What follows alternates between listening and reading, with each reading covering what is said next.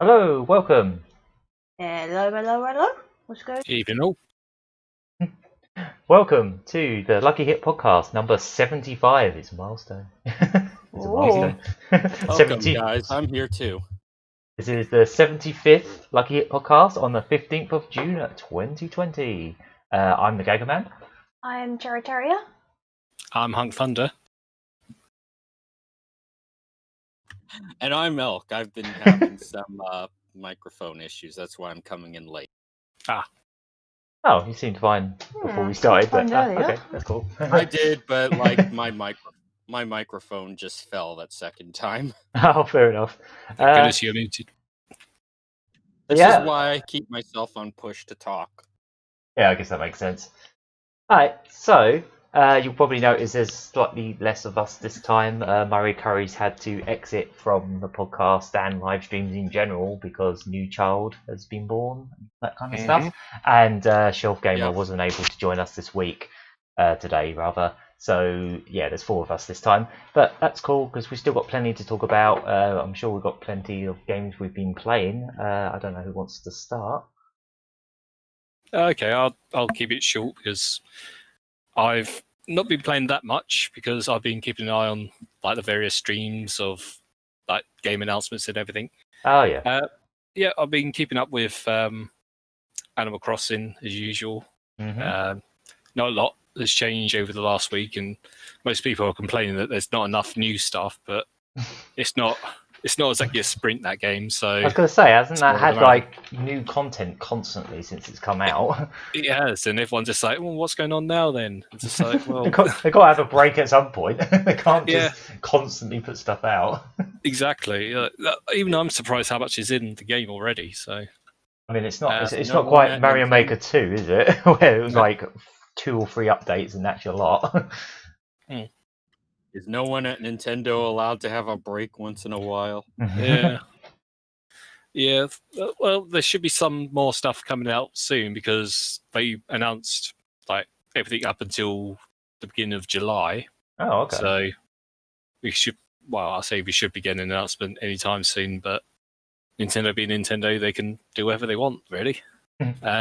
Yeah, and like I don't even think there's any major holidays in June.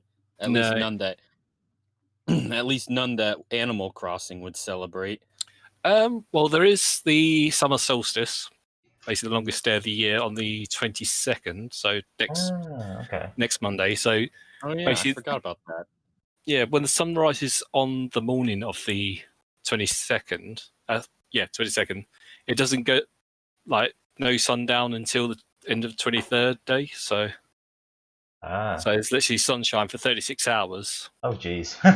So, that's a lot of sun. I remember playing. Good thing that's just in the game and not in real life. Yeah. In the 3DS version, New Leaf, I experienced the summer solstice there. It just seems a bit weird that the sun was still up at like 1 o'clock in the morning. Other than Animal Crossing, as I say, I've been keeping up with the streams of all the game announcements, and I've gone back to work now, so my game time has gone down a bit, but 51 Worldwide Games is still good. I'm still discovering like how to play more like card games and other bits and pieces on it. So cool. Is there any in particular that you've sort of discovered for the first, like started playing for the first time that you've really gotten into, or? I'd say Spider Solitaire. I know Microsoft has had it on Windows for absolutely like since 98. Yeah. More or less. Yeah, long time. I think over 30 years now. Yeah. Yeah, probably. And it just seems that I might as well give it a proper go because being Spider Solitaire, it's different from like the normal stuff where you had to have like a red card and then the black card and then red and black. On the Spider Solitaire, it's all one suit, but it's so difficult trying to find all the like cards to go in order, as it were. So yeah. Took me about 20 minutes from first game. The game does do a good job of teaching you how to like step by step how to play them, though, doesn't it? It has like some kind of tutorial system. It does. There are a few games where that makes it way too easy, where it basically says you put this here and you win. It's like, well, no, I want to learn how to do this. No, put it here, win. And and I've just they don't explain why it makes you win, but just put it here and you win. That's it. You win. It's fine. Just press the win button. It's all good. Exactly. And it's also reminded me of a certain term used in Mahjong, which Murray Curry has coined many a time. Ron and Ron Weasley. I love that. Yeah. That's just becoming a part of our vocabulary on this channel now. I noticed when Shelf Gamer did his Neo Geo Arcade Stick Pro stream the other day, he literally ended that stream with a Ron and just cut off. It just caught me off guard. I really didn't see it coming. I was about to say we all should expect it now, but obviously Gagaman wasn't expecting it. There? Oh, yeah, I'm still here. I can't hear. Did you cut me off? There we go. Oh, I'm sorry. I think it was still coming through on the stream. But... Hey, Shelf Gamer's right here. Oh, hello. Hey there. Yeah, I enjoyed his stream the other night, so nice one, Shelf Gamer. Yeah, I wouldn't mind getting one of those arcade sticks myself. But, yeah, it looks nice. Yeah, I'm just so... I've got so many games to get through now. I think the thing that gets me about it is when you think about it, I think it was about £130, £140. But if you were to buy every single one of those Neo Geo games on the Switch for about, what is it? £6.29 for... No, I mean all the games that are on the Neo Geo... it's 145 quid. All the games that are on the Neo Geo Arcade Pro, if you were to buy each one of those, £6.29 each on the Switch, it would probably come to about the same amount of money, except in this case you're getting a nice arcade stick as well. That's what I like the most about it. Although it does look a bit chunky, but that's the way I like my arcade sticks. So. Yeah, same. I wouldn't... I've tried like little arcade sticks in the past, and it's just not the same. You really want something you just put on your lap and just like... Eat up a little bit. Yeah, I agree. There's really no reason to downsize those things too much, especially if you're going to use actual arcade parts, even if it's not Sanwa, but like something you'd expect to have on an actual arcade machine. Yeah, I've got a Street Fighter 4 tournament stick, which has some more buttons, and it's the best arcade stick I've ever... I wouldn't say used, because I've used a lot of better ones in actual arcades, but it's definitely the best one I own. Yeah, nice. You want to know something I have? I actually have what is called a Neo Geo Stick 2. And what that is it's a recreation of the Neo Geo AES joystick made for the PlayStation 3. Nice. Yeah. It was only released in Japan when they released a series of Neo Geo games on the PlayStation Network called Neo Geo Station. I remember that. Yeah. They've all been pulled from pulls. Right. They've all been pulled from sales since then, unfortunately, but I have all of them. And when I found out about the stick, I immediately got it. And it is an excellent stick. I still use it to this day. Is it compatible with things other than the PS3, or? It works on PC. Oh, that's good. It won't work for PlayStation 4. I have not tried it for Switch yet, but it probably isn't going to work with that either. Or maybe it will. I don't know. I mean, those retro-bit Sega controllers, the USB ones, they work on PlayStation 3. Yeah, I know there's adapters out there which can convert, like, say, an Xbox controller to work on a Switch, or PlayStation controller to work on an Xbox, and that's true. There are adapters like that. People have used adapters to make those retro-bit controllers work on PlayStation 4. Yeah, those things are really good for just... Them Mayflash things in particular are really good for just making any Bluetooth thing work on any Bluetooth console, I guess. Pretty much. So, is that basically what you've been playing? Yeah. I'm hopefully going to be playing a lot more of my racial justice bundle this week at work. So Oh, nice. Yeah, you've been. I'm gonna say you've spent most of the week just installing the things, haven't you? Because there's so many. Like, 300, 350 on my PC, and basically go through the whole list of what Mac games I can use because I take a MacBook to work. How many gigs is that? 350 games. Surprisingly, only 70 gigabytes. Oh, nice. There's quite a few of them. Yeah, but I mean, quite a few of those games are quite small, so they vary a lot. I found that. I've noticed like the really basic games, not even a few megabytes really, which is in some surprising cases. in 2020. But games without any bloat, you know. Yeah, I'm quite pleased that you did a couple of streams for them, so I'm sort of pointing in the right direction. And yeah, I'll see what other ones I can. Are a bit different from what you played on the streams, so I can recommend them. Yeah, basically, I think I've installed about 150, and I've probably spent most of my week just like booting them up for a few minutes to see if they're worth streaming, or like booting them up and going, "Oh, that's good. I'll put that in the maybe folder," and then I had to whittle it down to like 25 games. It was really difficult because there's so much good stuff on there. Cheers. I was trying not to pick like really obvious, like the really famous ones, like there was Celeste and Night in the Woods and Octodad and stuff like that. And I thought everyone knows what those games are. I wanted to pick out the obscure, the stuff that you probably never heard of that might not even be on Steam or anywhere like that. It's just on itch.io. Well, I did not know that Octodad was in there. 2 versions of it. Yeah, it's got the original student project version in there, and then it's got the final game as well. Oh, really? Oh, that's cool. Yeah, so you can play like the original, what was done as like a student project. Yeah, I was impressed with the robot version of, robot version of Octodad. I can't remember the name of it, but Detective Bot. That was it. Yes. Yeah, I love the writing in that. I thought the writing in that was pretty excellent. I want my toy boaty. Oh, my toy boaty. Okay. Yeah, well, go get it then. And why is that police chief was stuck behind that wall when there's a huge gap in the wall in the first place that he could climb through? But yeah, that would have like ruined the game and everything. So, what I didn't really get to show much in that stream is once you finally leave the office, so to speak, you can get in the van. It does start to become a bit of a detective game as well. So it's kind of like you're stumbling around with the physics and the awkward controls of your arms and legs, but then you're also picking up evidence and putting them in a file and trying to gather enough evidence to finish the case and all that kind of stuff. So it's got that as like a twist. So you just basically covered the tutorial bit.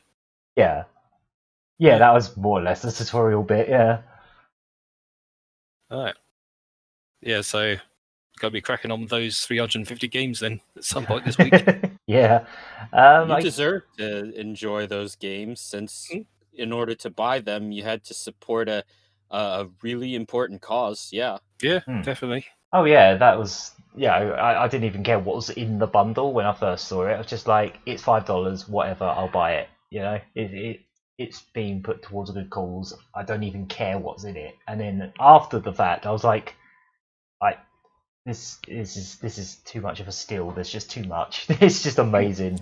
And they kept adding more and more and more. I'll just do a quick update about that. Actually, it finishes as of the moment. It finishes in just under 12 hours, and currently they have raised $7.3 million. Considering they started off at just $1 million. Wait, how much money did you say they raised? 7.3 million. Damn. Yeah, their goal started at $500,000, and then they kept smashing their goal over and over and over again. And I think they just ended up with their goal being 5 million, and it smashed that as well. Yeah. I wouldn't blame them for like upping it to 10 and just seeing if they can hit 10 because they're so close. I was just about to say, I don't want to jinx it, but I reckon they will do like the last 3 million to make it 10. I can't see it not happening, to be honest. Yeah. Yeah, it's the best bundle of video games that has ever been done in the history of anything. I mean, I used to remember like Humble Bundle was like, oh, you get like 20 games, that's cool. But like a few dollars or whatever it was. And it's like, oh, that's really cool. And now we've had this. I don't think anything's ever going to top this. I don't think anything can. Like if someone tries to copycat this, it's just not going to be the same, is it? No. Although I would like to see like more indie developers saying, "Hey, we'll give you this game if you donate to charity." So yeah, it's definitely the way forward. Yeah, it's definitely better than what Steam's done, which is absolutely nothing. But yeah, that's another story. Yeah, we can get into that later if we want. Yeah, I guess I'll go into what I've been playing, which is a lot of stuff, judging by this bundle. I've been going back and forth between loads of different games.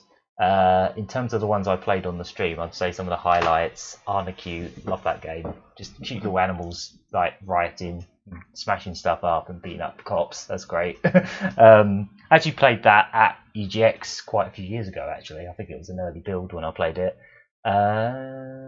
Yeah, I'm not going to go too much into many of these games because there's loads of them. Love that Gun Rounds, that one that's like a turn-based sort of like RPG battle shmup. That was really good. That one was cool. That's fantastic. That's definitely got that Downwell vibe where every time you play it, you're getting experience that adds up and unlocks more color schemes, just like Downwell. It's almost the same kind of color schemes as well. You get the Game Boy color scheme and all that kind of stuff. But yeah, something about that style of game I just absolutely love. Like the ones where it's a roguelite, it's procedurally generated, and every time you finish, even if you don't get very far, you still make a bit of progress towards unlocking things every time. I won't go through all of those because you can watch the stream if you want, if you really want to. Yeah, there's like 5.5 hours worth of extra video of that. So, and I played a lot more of that. I played a bit more of that Taco Tom 2 as well on the stream because I couldn't resist. The game's special. The plot's getting increasingly messed up. Like Taco Sally died. I still don't know how yet. She died on the night that Taco Tom was breaking up with her, which is horrible. Spoilers. I mean, you can watch the stream if you really want to see that. But I mean, like, it's kind of obvious that's where it was going because literally one of the options on the option screen is Taco Sally, like, bleeding taco meat. So I gathered that was going to happen. There was even a line in it where Taco Tom was in a supermarket and he was like, this is the taco stand. Oh, I wonder what tacos taste like. I shouldn't be thinking about that though, because that would be cannibalism. It's like, I wonder. Yeah. Other than that, I've been playing more Asphalt as usual, more Star Wars Pinball. Been getting really into the online league thing where you basically just compete with other people's scores and you get 2 minutes to try and beat their scores. You can pick from 3 different ones, like an easy, a medium and a hard one. And depending on if you beat them or not, you'll get more points that'll put you higher up on the ranks. And then I think they last about 2 weeks or something, and when they're over, you get a load of rewards and stuff, like, I don't know, names that things you can put on like your gamer tag thing in the game. And I've also been playing, because it arrived in the week, I've been playing Namco Museum Arcade Pack, which is the physical version of Namco Museum on the Switch, along with Pac-Man Championship Edition 2. I ended up buying an American copy. It cost me £5 more than if I was to buy the British version, just because the American box art's so much nicer. It is very much so. I essentially paid £5 for the box art. It's just got this really lovely, like, cartoon illustrated picture on the cover of Dig Dug and Pac-Man and the ghosts and all that. I just think it's adorable. Plus, it's actually got the British box art on the inside as well, whereas the British one's literally got nothing on the inside. So, yeah, I ended up paying more just for box art. But, really been enjoying that. Turns out I'm actually pretty pish at Pac-Man. I'm better at it, but I think the furthest I can get is like the 5th level so far. When you're trying to play it without pumping money into it and just adding when you're trying to keep it to the default settings so you can get on the leaderboards, because basically in this game every retro game on it has online leaderboards, and if you change any of your options from the default, it will say, oh, this is not going to count. Like if you up the lives or you up the credits or anything like that, it will just say, nope, you're not going to be on the leaderboards. So I've been trying to just keep all the games like that, just so I can see if I can get better at them over time. I've been playing quite a bit of Rolling Thunder. That's quite fun. It's kind of like a Shinobi style platformer where you're just sort of walking around shooting guys, and you can go up the levels and stuff. Rolling Thunder 2's on here as well, which is even better. Been playing quite a bit of Dig Dug and Pac-Man, and Galaga 88 actually I've really gotten into. I've never really been a big fan of Galaga. I don't know why, it's just never really been that fussed about it. But I really like Galaga 88 for some reason. It's just something about that one that's really cool. It's got like cute graphics. There's like fireworks when you shoot things. You can get like the double ship from the get-go, and then if one of those get blown up, you just have the one ship. I really enjoy Galaga 88. That's really cool. Other than drilling my way through some of this itch.io stuff, that's mostly what I've been playing. Sounds great anyway. Want to go next? Okay, I'll be quick because I haven't really been playing an awful lot of games this week. No. Yesterday I carried on with my run of Pokemon Crystal. Oh yeah. Finally beat the mill tank in Whitney's gym. Oh, and that mill tank is a right pain in the arse. Because of the rollout move it often comes out with. Alright. Other than that, Does it involve milk? No, rollout's a rock move. Oh, okay. But yeah, I'm just assuming because it's a cow Pokemon. But I don't know yeah, what they do. there was actually a point in the main story of Gold, Silver, and Crystal where you have to make a sick mill tank get better. Yeah, it's like one that's sick and not making milk or anything. Mm-hmm. But yeah, there's that. And I pre-ordered the DLC for Pokemon Sword and Shield, so we'll be playing that on Wednesday when it does come out. I was about to say that's coming out in a couple of days. So Yeah. Yeah, exactly. It's coming out the day we would normally do having a laugh, so it's perfect. Yes. Just going, so that would be. And aside of that, it's the usual Dr. Mario. Dr. Mario World, yeah. I would love to see how many hours you put into that. You always say that. I know, because you've been playing it since day one. I think you must have played it almost every day since it came out, and it came out over a year ago. Around that sort of time, anyway. Yeah, it must be a lot, is what I'm saying.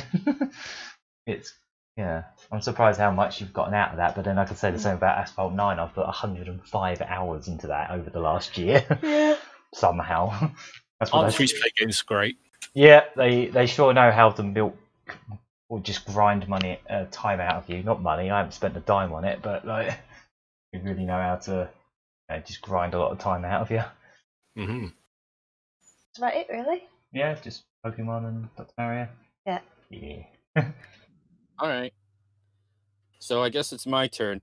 Yep. Before I talk, who wants to guess what I've been playing? Fantasy Star Online 2. That's right. He said it. Fantasy Star Online 2. Been playing that non-stop. Oh, okay. Nice. Oh, it's so much fun. And it's a lot better now, thankfully, because even though the wedding event they talked about last time is still going on, they finally took the wedding decorations out of the lobby and stopped playing that awful wedding march music. And instead they replaced them with Sonic statues and started playing I saw that. Oh yeah. And they started playing the Station Square theme from Sonic Adventure instead. Oh, nice. Because the Sonic 29th anniversary event is already going on. Ah, cool. I'll just keep going for a whole year. Didn't they add like a load of like Sega costumes as well, like Majima from Yakuza and stuff like that? That's right. there's also a Sega Legacy event going on for the company's 30th anniversary. So people can win costumes from games like Valkyria Chronicles, Yakuza, Virtua Fighter, Puyo Oh, Puyo. okay, so the prizes. Yeah, you win them in scratch tickets. And I've been looking this stuff up recently because I want to know how the cash shop works. Okay. So there's 3 types of currency in the game. There's Ooh. Meseta, which Mhm. is the main currency of every Phantasy Star. Yep. There's Star Gems, which you get through certain items and events in the game, and you can also buy with real-world money.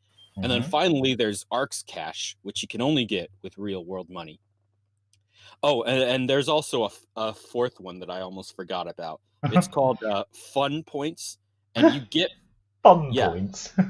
Yep, and you get fun points simply by playing with other players in the game.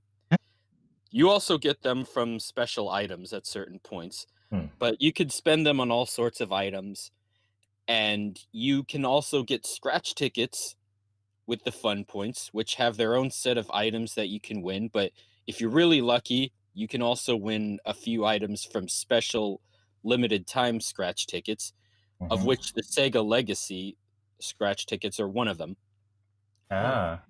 But if you want to enter just to win the special items like the Sega Legacy stuff, you have to spend Star Gems or Arcs Cash.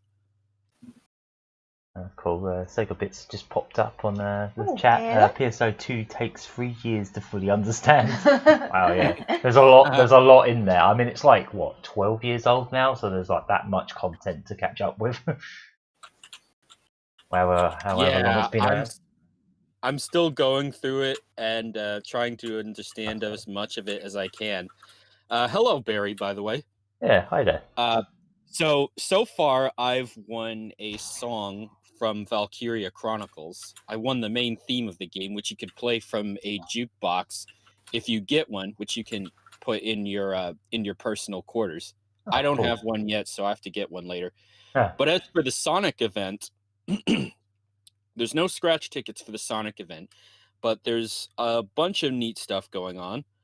Like starting the 17th up until the 23rd, which is Sonic's birthday, if you enter Gotta Go Fast into the chat window, you get 4 items for free. You get a Sonic mask, an Amy mask, a Sega logo light, which you could put in your quarters, and a Sega logo sticker, which you could put on your character.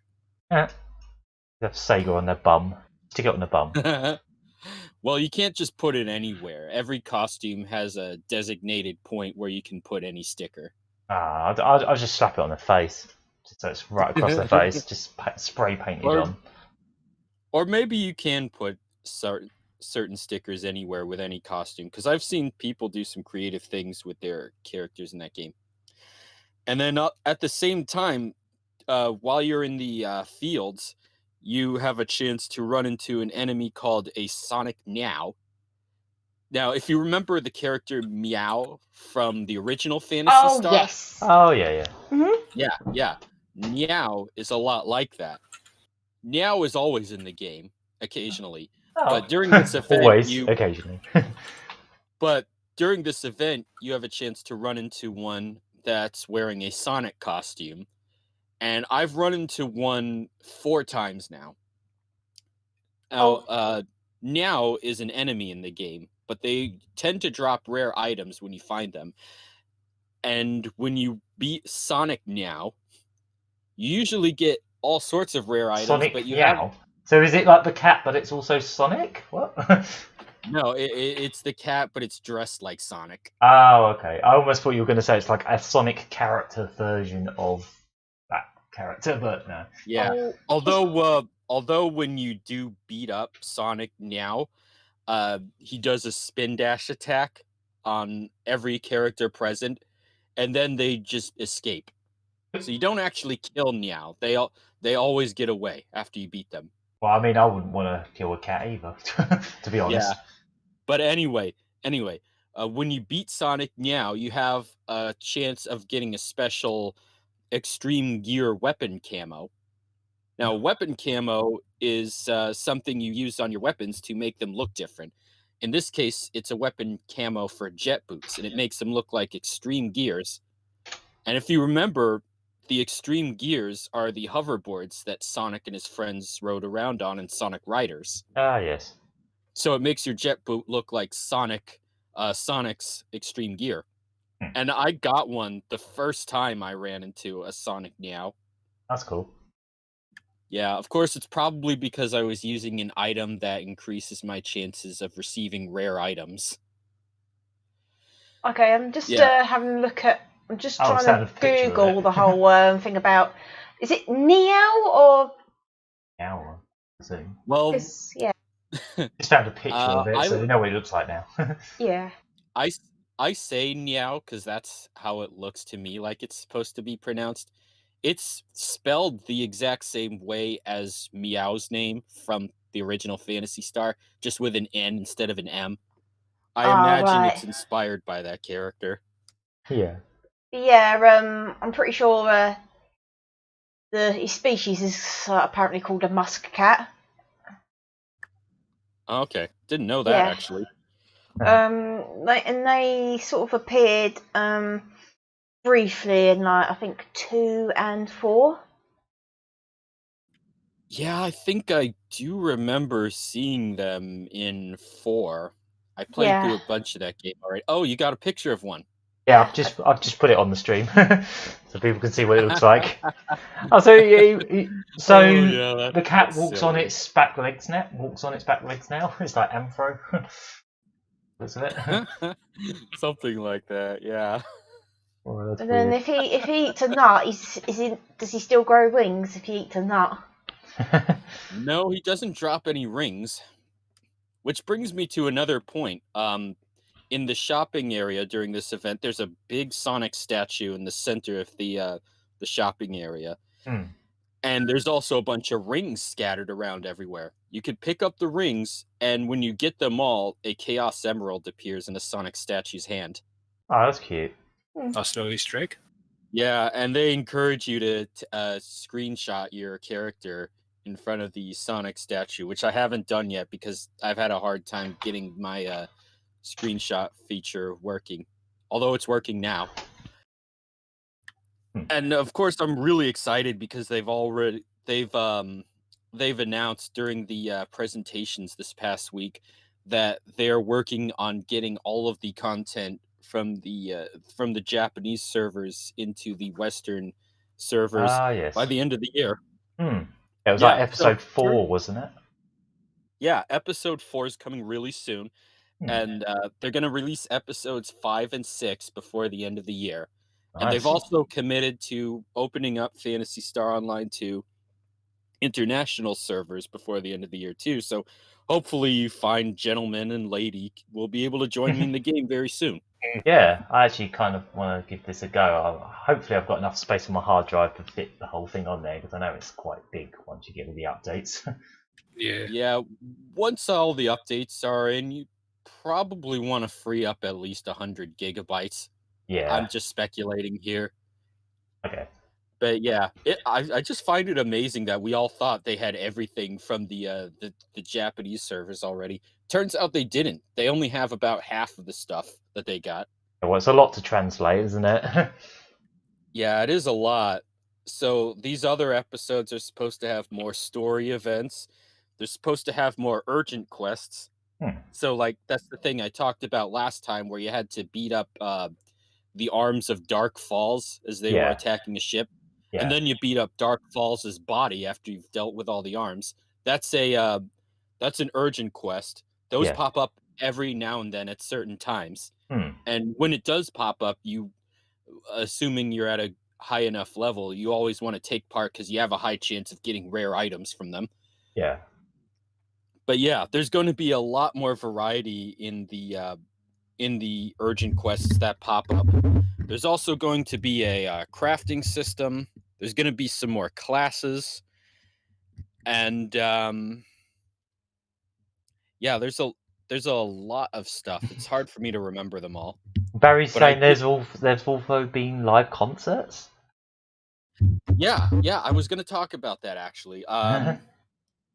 yeah, occasionally there's concerts that come up in the game.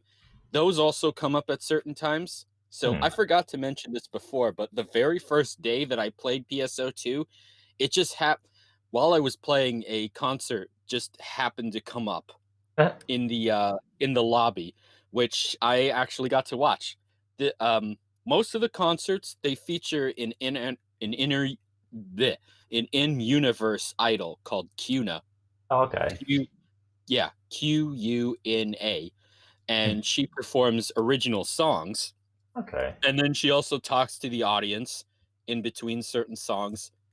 But it's not like it's a pre-recorded conversation, so she's not going to actually respond to anyone in real time. No, But of course. but they go that far enough to make it feel like a real concert. Mm-hmm. And then there's a couple more Quna concerts scheduled for this month. And there's also going to be concerts with Hatsune Miku and Megurine Luka. Of course there is. I was about to say, I knew that was coming. Like, Yeah. I knew Miku would be involved somewhere because it wouldn't be anything Sega right now without Miku showing up somewhere. Yeah. So tomorrow there's actually going to be a Miku concert scheduled, which I'm going to try and catch. Miku and Luka are supposed to be singing the song Living Universe, which is the popular theme song from Phantasy Star Portable 2. Oh, yeah. So yeah, you can check the PSO2 website for the schedule of the urgent quests and the concerts in case you want to make sure you log in at a certain time to catch them. Yeah, of course. Yeah, and Sounds then good to me. yeah, and I also forgot to mention that when you do catch the concerts, if you watch them, you also get a timed boost. So it'll boost your stats for about half an hour after the concert's over. Well, that makes it worth it then. Yeah, there's definitely some incentive to catch them. So yeah, that's about it for PSO2 that I want to talk about so far. I've also been playing Ratchet and Clank All for One. Oh, that's the one I got you really into. got into that once a few years ago, didn't you? Yeah. I was inspired by the announcement of the new Ratchet and Clank game for the PlayStation 5 to go back and continue playing through the Ratchet and Clank games. Because I'm a big fan of the series. But there's a few more on PlayStation 3 that I haven't gotten to yet. There was a lot of them on PS3, weren't there? There was like 5, I want to say. There was, let's see, there was 6 games actually. Wow, on yeah, PlayStation I seem to. 3. Yeah, there was like one coming out almost every year. The system was out. Yeah, quite a lot, and I've played the entire Ratchet and Clank Future trilogy. So much so, in fact, that I actually 100%ed both Tools of Destruction and A Crack in Time. Oh, nice. That's how much I love those games. I don't 100% a lot of games. I did these two, and in order to do that, I had to beat them both twice. But I found all the secrets. I got all the extra weapons. I got all the Rhino parts. I saw everything. I unlocked the Insomniac Museum in all of them. I saw the memorials for that guy at Insomniac who unfortunately passed away around the time those games were being made. Oh yeah, I'm gonna be hearing about that. Yeah. So yeah, I really do love Ratchet and Clank, but I even loved it so much that I picked up the Ratchet and Clank graphic novel from DC Comics, which is also part of the future story. It takes place after the events of A Crack in Time and before the events of All for One. So now that I read through that, I have to finally get through All for One and the other 2 PlayStation 3 games that came after that. All of which I own, by the way. So it's just a matter of I got to make time for them. Yeah, of course. So, yeah. So All for One is one of the most different games in the series because it's geared toward multiplayer. Yeah. The entire game you're supposed to be playing. You're playing with Ratchet, Clank, Captain Quark and Dr. Nefarious all teaming up at all times. Mm-hmm. Of course, when you're playing in single player, they don't all show up. In my experience, I'm just playing as Ratchet, and Clink is still there, controlled by the computer. And for most of it, for most set pieces where you need all 4 characters to do something, they're all changed, so you only need 2 characters. Yeah. Yeah. So it's been fun so far, but at the same time, it's also kind of what's the word? Kind of simplified. Yeah. There's a lot of moments where there's moments where you need certain gadgets in order to progress, like every Ratchet and Clank. But every time you have to use them, it's basically the same thing. So, like, you get a gadget that lets you shoot globs that weigh down platforms that are too high. It weighs them down so you can jump on them. And that's the only thing that's ever used for. It's not like where the previous games where usually they have more than one use, or they use them in somewhat more complicated and clever ways. No, it's the same thing every time. And I imagine it's done that way because of the multiplayer focus. Yeah, that makes sense. From what I recall of it, it kind of, and I don't mean this in a bad way, but it kind of reminded me of like the Lego games, the way the multiplayer worked. Like you always there was lots of like switch puzzles and things where it is a lot like that. So like there's stuff you do in the game where you'd be able to do them just fine by yourself in any other Ratchet and Clank, but they're just changed in a way so you need every character to do the same thing at once in order for it to work. Yeah, so like there's crates with switches that you need to pull with a vacuum gadget that you get in the game, and it only works when you have multiple characters pulling on that switch, on the 4 switches attached to it at the same time. Or in my case, the 2 switches. Yeah. So it's not a bad game, though. I like it so far. It is fun. It is very, very funny, like every Ratchet and Clank game should be. I especially like the cutscenes, actually, where you get to see all 4 of the characters interact, because it's like a breath of fresh air. Because during gameplay, when you're by yourself, only 2 of the characters are there at all times. Yeah. So while I'm playing, there's no Captain Quark and there's no Dr. Nefarious. They probably would be there if I was playing as either one of them, because you can select whichever character you want. Yeah. And that's about it. I don't have much else to say about that game. I'm sure I'll have more to say as I get through more of it. Yeah. Which is probably going to take a while, because the levels in the game are also very, very long. Like the second level I went through, or no, I've been through 3 levels, but they're all interconnected. Like it was only after the 3rd level and after the 1st level where they were separated by a cutscene, so they felt different.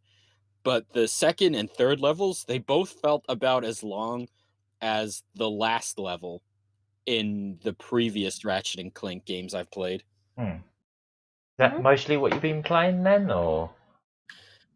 Yeah, that's about it. I mean, there's other games, but I don't need to talk about those.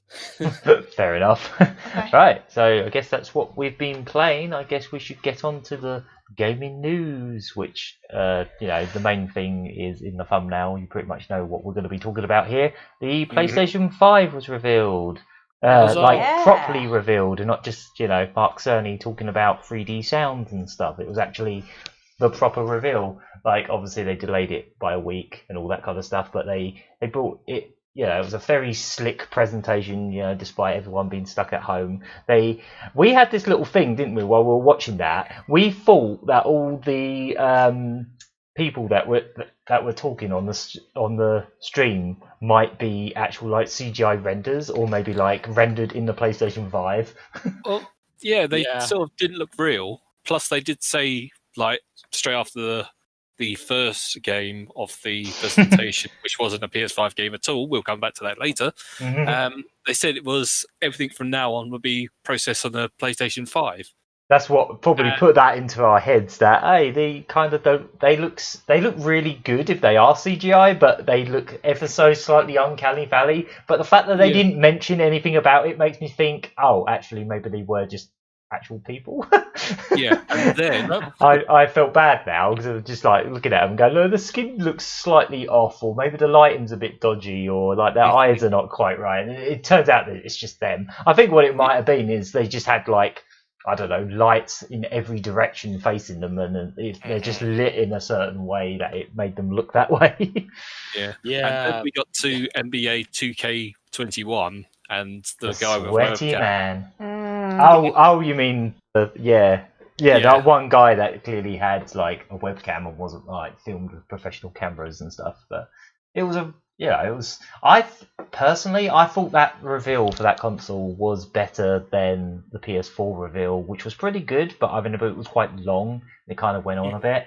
And I was gonna say, I remember during the PS4 reveal, they did actually have a moment where they talked about the latest NBA game of the time. They had LeBron James talking to himself, where he was talking to a render of himself from that NBA game. Oh yeah, I'm gonna put that now. Yeah, and I remember they were trying to show people that how realistic he looks. Like he looks like they were framing it like he's indistinguishable from the real LeBron James, but like you could tell which one was from the game, and it looked so creepy.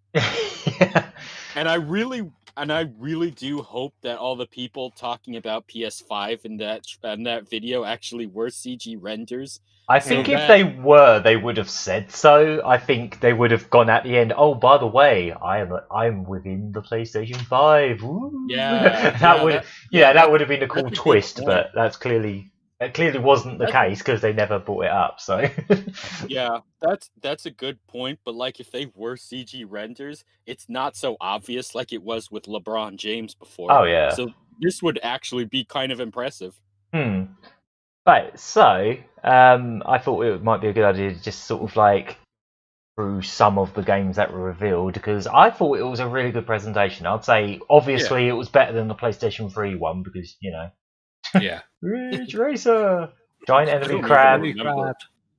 I don't even remember most of the PS3 reveal besides the stuff that people continue to meme to this very day. Yeah, pretty much. But I just remember how for every like meme that came out of that, there was like half an hour of just sheer boredom. Like, look at this Africa game, and let's just stare at these animals for about 10 minutes. And then like even the Gran Turismo trailer was just this really boring like slow shots of like cars just driving by really slowly and all this kind of stuff. It was just not great. Plus, I'd say this was a really good reveal. I thought the game variety was really good. One thing I think they have definitely gotten better with the new consoles and the reveals and stuff is the variety of games.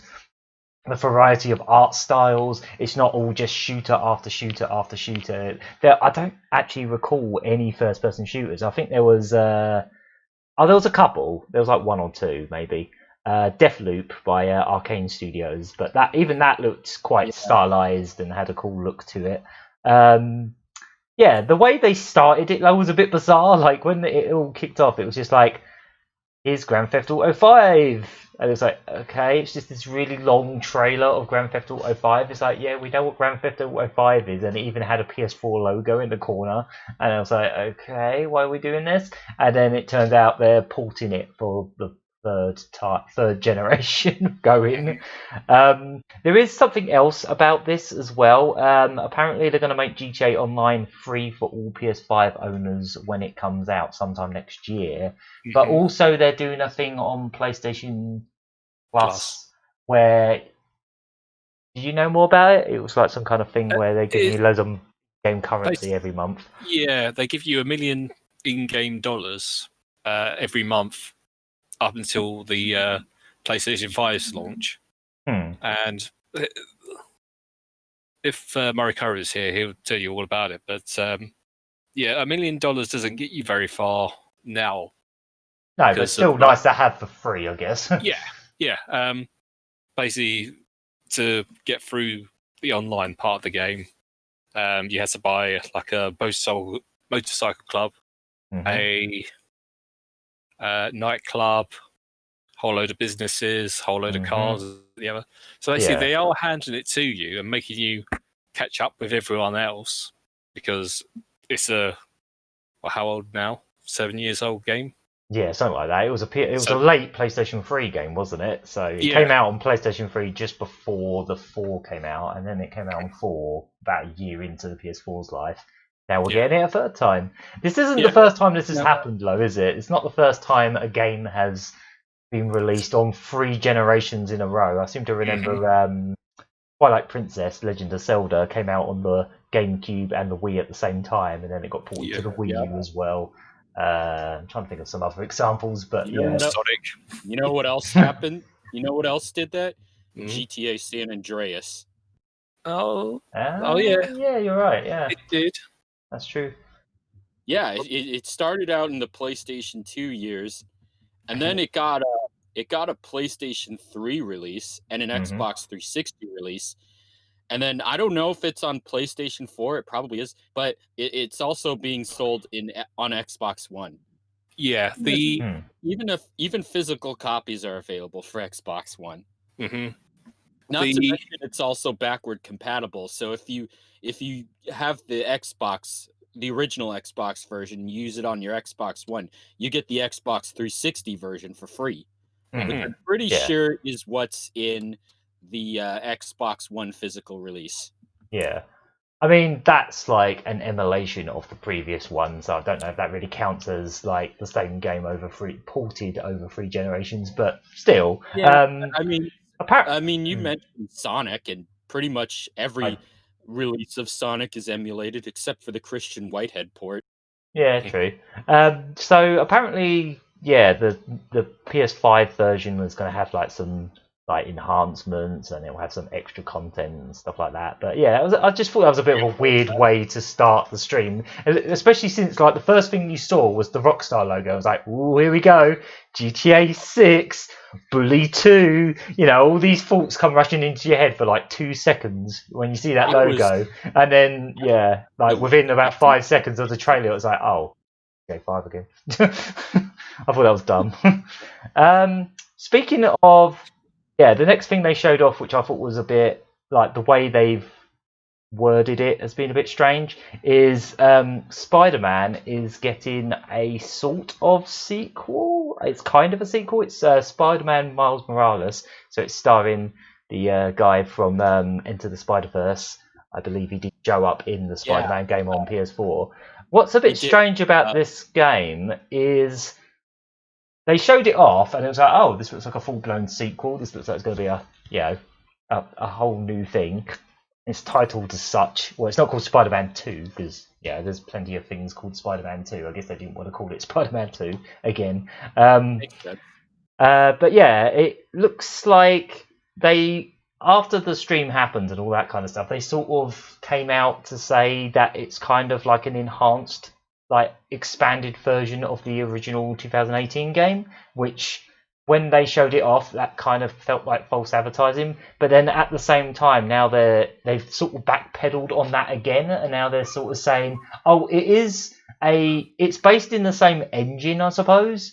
It's like expansion, but also it's supposed to be its own self-contained game at the same time. It's not just a port of the original game. It's essentially a port of the city that it was in, but like the entire story and all the content within would be different.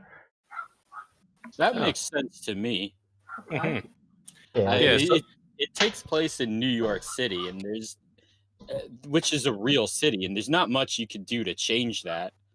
No. But yeah, I didn't really expect them to make a whole new game from scratch and rebuild everything.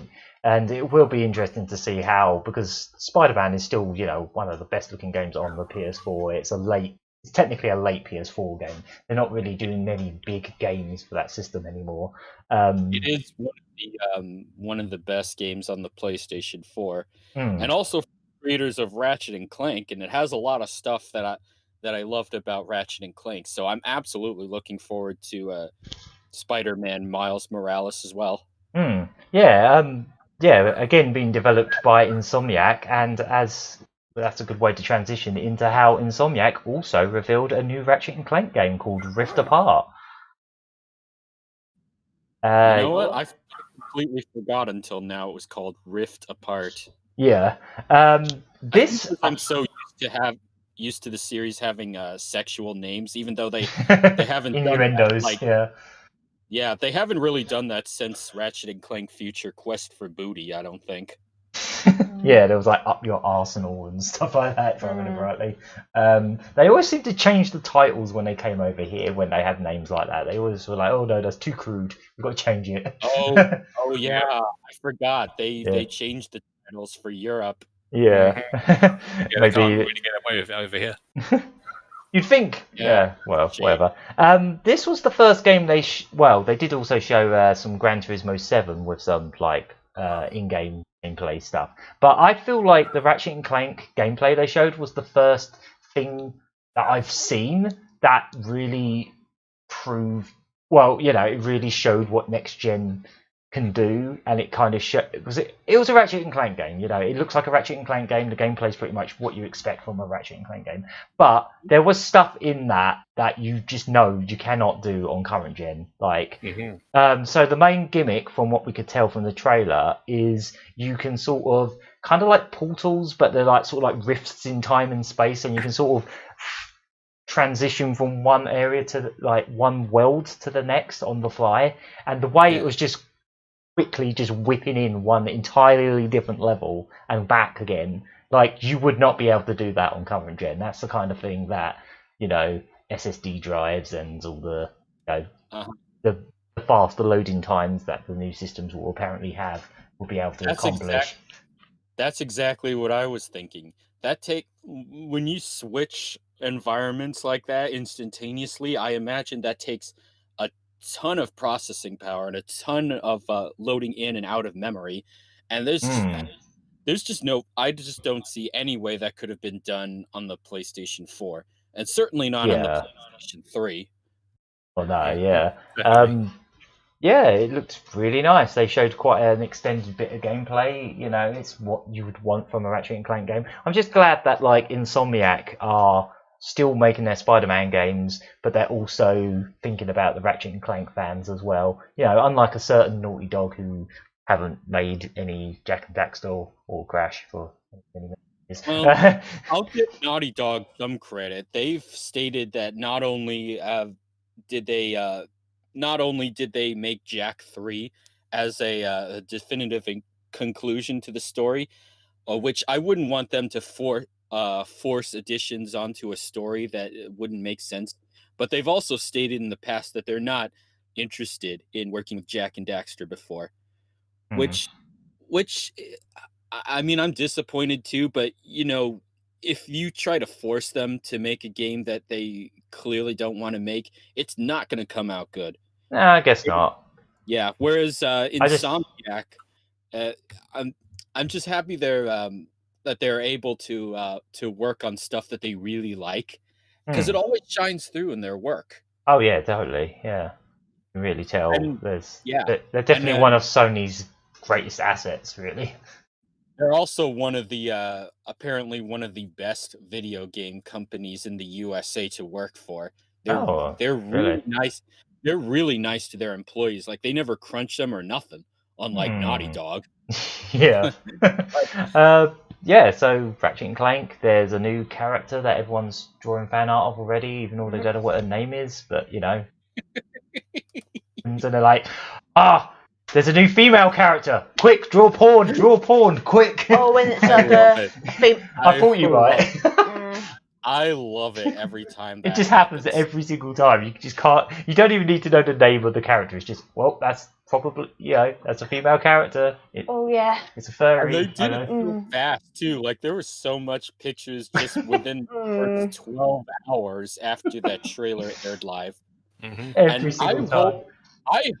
I hope that one day, as an artist, I'll be able to figure out the secret of Rule 34 artists to be able to work so fast and still be able to put out such nice artwork. Oh yeah, she's a Lombax at that. And Ratchet was supposed to be the last Lombax or something. When they first showed it, I just assumed it was like, oh, they went through a bunch of rifts in time and all this kind of stuff, and I just assumed it's like, oh, this is like the parallel universe Ratchet, like gender bent. That was my assumption, but yeah, probably not. It's possible. I mean, in the story, Ratchet is supposed to be the last of his kind remaining. Yeah, so and maybe there's been times where he's run into other Lombaxes. Like in A Crack in Time, he ran into one who was supposed to lead Ratchet to wherever the rest of the race went in exile. After they've been well, not exile, but they're refugees. They were escaping from an evil alien force that nearly wiped them out.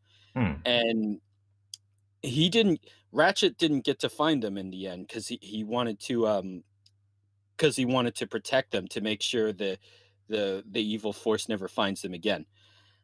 So, but in his universe, there's no other Lombaxes besides Ratchet. Yeah.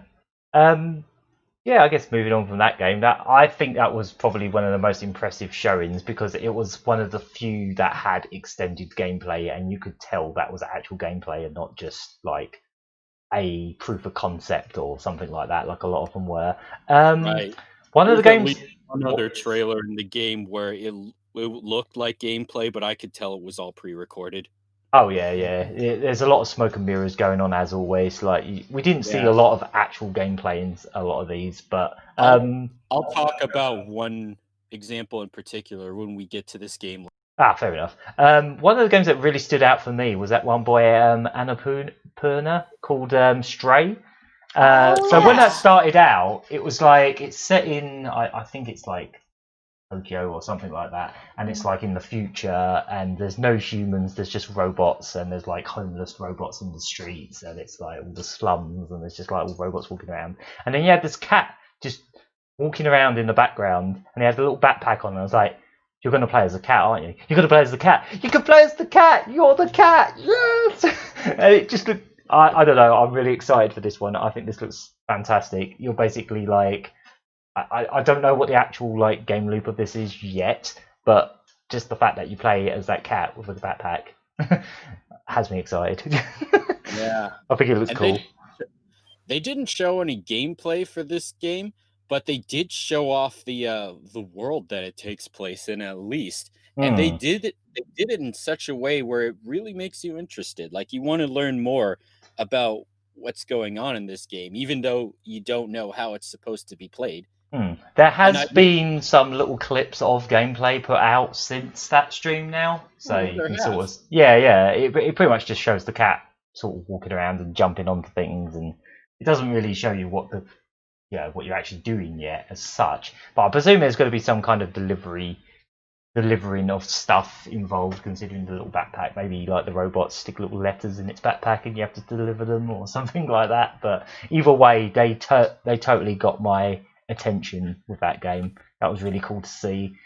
I think in general, I thought the PS5 reveal just had a lot of cool games, like game ideas that seemed not so much unique, but like there were some pretty cool ones in there.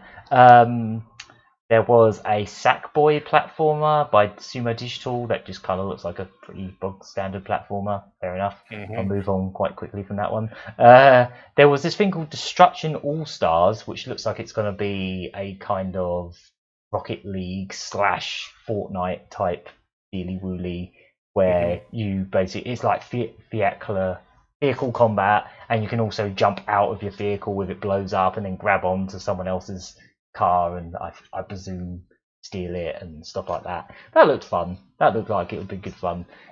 Yeah, that looked great. I'm surprised I forgot about that one, because that looked really cool. Like there was a lot of neat personality into that one. And it's a very type of multiplayer experience too. Yeah. The vehicular combat thing. We don't see a lot of that anymore. No, we really don't. Bring it back, but not only did they bring it back, but so far they've come up with a very interesting twist to the whole thing. Yeah, I'm intrigued by that one. Another one that really stood out for like just the visuals of it was that Kena Bridge of Spirits, which was like an adventure game. It kind of had like a sort of Pixar visual fidelity to it, didn't it? It had like this female protagonist, and then there was like all these little soot ball little creatures that follow you around and help you out in some fashion. That looked fantastic. So the developers of that one, they're called Ember Lab. They have mostly been known for doing animation in the past, including a Majora's Mask fan film a few years back. Oh, really? Yeah.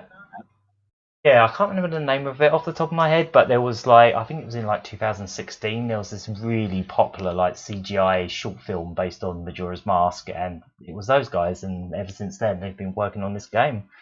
So that looks really nice. Like, if most of that, if like the combat sections of that were in game, then yeah, you can see that is next gen. Like, I know they have been showing like Xbox Series X games, but nothing about those really stood out to me as like, oh, this is next gen. You know, they just kind of look like slightly shinier versions of games you can get now. But some of the games they showed here, I feel like definitely looked like, yeah, this is next gen. You know.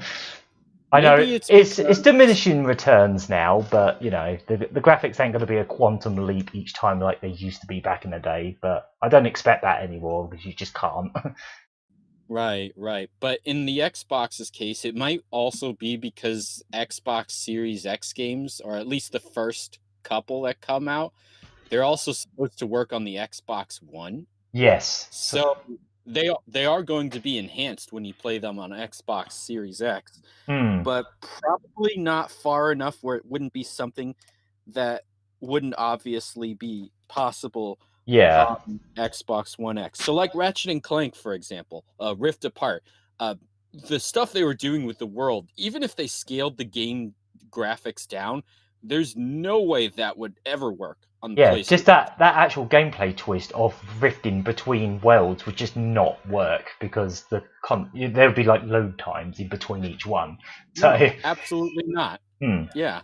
I mean, I like that Xbox are doing that thing where, like, you know, they're saying they're pretty much straight up saying there's not going to be much in the way of exclusive Series X games. They want to make sure that everyone that is in the Xbox ecosystem can play the Xbox games coming out for at least the next year. I think that's cool, but then at the same time, you're not really going to see anything that's only possible on next gen. You know, probably just like faster load times and better frame rates and resolutions and that kind of stuff.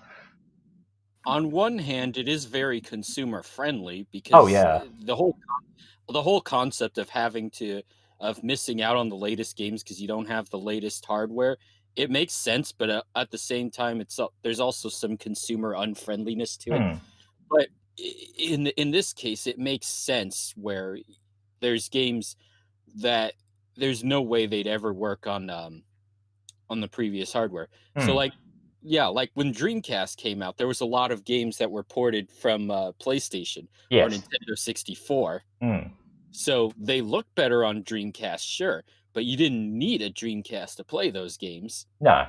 Unlike with, say, the original Ratchet and Clank on the PlayStation 2. Chances are that probably wouldn't have even worked on Dreamcast. Maybe it could, but certainly not on PlayStation or Nintendo 64. If it was on Dreamcast, it would probably need to be multiple discs, just because the main thing that was holding back the Dreamcast was the lower capacity of the discs and the fact that it didn't have DVD. Yeah. That's another piece of that puzzle, sure. I guess I should probably also point out that some of the games that they showed off, some of these games, they didn't really specify if any of these games were PlayStation 5 exclusive, but I know for certain that Stray, I think the Sackboy game, and maybe also a couple of the others are also coming to PlayStation 4, and some of them are also coming to PC. So they didn't really specify which ones, but yeah, it's nice to hear that Stray is also going to be a PS4 game. I remember that last game you talked about. I forget what it was. Bridge of Spirits. That game where you. Yeah, that game. Hmm. That was also in the PC gaming show that came in later. So that is Oh, definitely okay. PC. Yeah. Yeah, speaking of like the pure variety of games they had here, they also had that sort of hand-drawn dinosaur anthropomorphic high school game called Goodbye Volcano High. That looked interesting. That's going to be the next indie darling, isn't it? That's going to be one of those games like Undertale or I don't know. I am not expecting that. I'm not expecting that to be the most exciting game ever, but at the same time, it had some incredible 2D animation. If most of the game is going to look like that within the gameplay, like I think that's one of those other fringe games where I feel like it probably wouldn't work on anything before the PlayStation 5. Yeah, I was actually sitting there trying to figure out, because to me it looked like some of it was 3D cel shaded, but like just really good cel shaded, and then some of it was clearly hand drawn. Like there was no way it wasn't hand drawn. If none of that is hand drawn, I'll eat my hat, because some of it, like some of the animation in that was clearly hand drawn, but there were certain moments of it where it's like, yeah, they're probably actually 3D renders, and that's really impressive. But yeah, that's just going to be like one of those really like emotional, story-driven games, you know. But you know, it's nice to see that they were given like that kind of variety. You know, it wasn't just shooter after shooter. That's what like the previous two gens felt like to me, and I just kind of got a bit desensitized to the fact that like all the big games were just like violent shooters or God of War type things. You know, I feel like there's a lot more variety in the styles of games they're showing. That's how the reveal of the Xbox One and the PlayStation 4 went, for sure. It was focused on shooters and sports games, and like for the Xbox One, they devoted almost like half an hour to the latest Call of Duty game that was coming out at the time. Yeah. I think reminds me that PS5 didn't have a single Call of Duty game shown off, didn't it? Thank goodness. Nah, I guess that's like a guaranteed thing to happen, so I guess they didn't have to. I'm kind of glad they didn't, to be honest, because it's going to be guaranteed anyway. It's not going to be a big shock that a Call of Duty game's coming to the PS5. That's like guaranteed. Probably at the end of the year, even. For most people, that's going to be the first game they pick up for their PlayStation 5 whenever they get it. So I have no doubts there is going to be something, but like they didn't show anything off like that in this reveal. They were focused on other games that probably were never going to receive the same type of attention that Call of Duty ever gets. Yeah, true. Which is nice. Yeah. Yeah, like for example, they showed more of Oddworld Soulstorm, which looked incredible. That looks so good. Like it new graphics, but when you saw the little gameplay bits, the gameplay was identical to the original games. Like you could, even the way like Abe walks around and all the other like creatures that follow you around, the way they walk is exact to the original games. It's like, it looks great. It's still 2.5D, you know, it's still that same gameplay style, but it's just got this incredible presentation. Really looking forward to that. I did not expect them to go back to that same style for Oddworld Soulstorm. I'm not against it, because I do love the original Oddworld games, but it's so surprising that they've managed that they're not only doing that, but they're taking it so far in its presentation. Yeah, that's like that is like the most elaborate looking 2.5D game I've ever seen. It looks fantastic. I'm really looking forward to that. It's also the most brutal game in the series so far, from what I've seen. Yeah, it looks like it's getting a lot. I mean, they've always been dark, but this one looks darker. It looks like the plot's going to go places. It is a very, very dark series, as humorous as it also gets from time to time. But like, I forget the name of the evil race in the series, but like they weren't messing around in this game. They brought out the big guns, literally. Yeah. They were mowing down Modokans everywhere. Another game that they showed, they showed some of for the first time, because it was announced last E3, I believe, was Bethesda's Ghostwire Tokyo. And I was not expecting to like this as much as I did, because like when they finally showed it, like I was like, okay, this looks fantastic. Like this might actually be the first time Bethesda's published a game that I actually want to play. It's basically like first person exercising of yokai kind of thing. Like you're actually doing like summons and hadokens and all this kind of stuff in first person. It kind of gave me Mark and X vibes, if you remember that game on the Dreamcast, a little bit. Like it's first person, but it's not a shooter as such. Like you're actually like fighting with your fists and doing like fireballs and all this kind of stuff. It just looked fantastic. I thought that looked great too. I'm just going through the list. There was Hitman 3. There was Astro's Playroom, which is basically another Astro Boy game, as in like the games that were on PlayStation VR. Astrobot. Yeah, Astrobot. So this one, they didn't mention it at the conference stream, whatever you want to call it. They didn't announce it here, but apparently this is going to be pre-installed in every PlayStation 5. So that's cool. Nice little. Because I don't think any game system has actually had a pre-installed game from day one on its in its memory, like since the 3DS. The PlayStation 4 had Playroom, didn't it?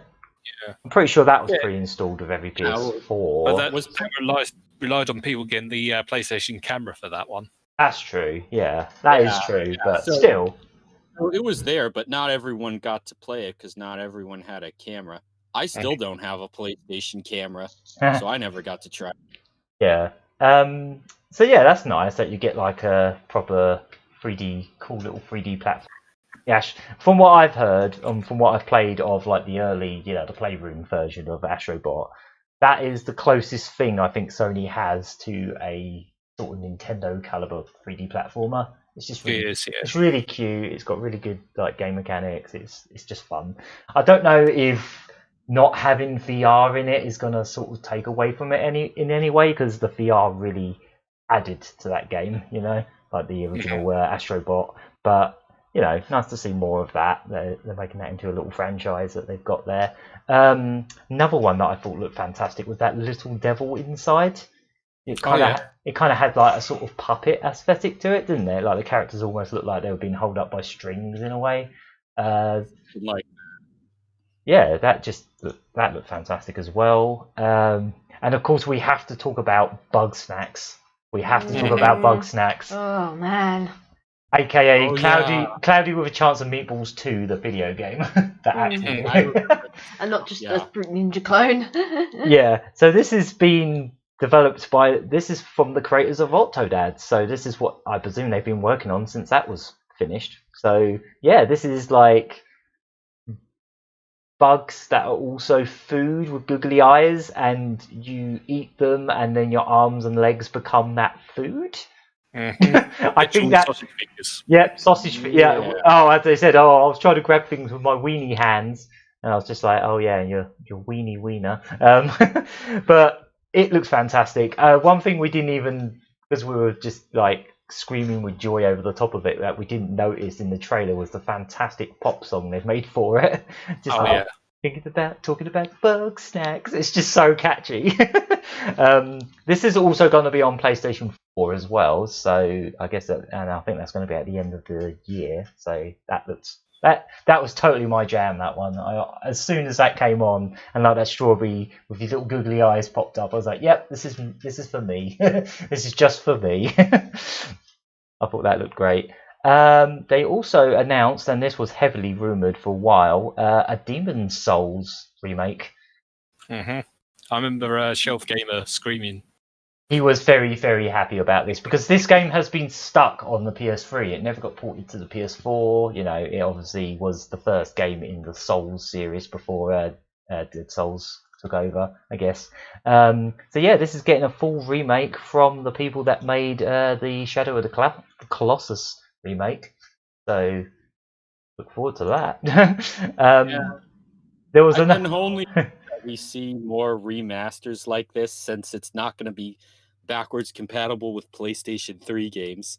As far as we know, yeah, I've definitely got the impression that that's not going to be the case, at least not from the beginning. If they do patch it in later, that'd be cool. Like if they can, because I'm sure this console must be powerful enough to, emulate PlayStation 3. Hopefully. I'm not really too sure that would be possible, but yeah, I think even if they could get it working, chances are most PlayStation 3 games are not going to run particularly well if they go that route.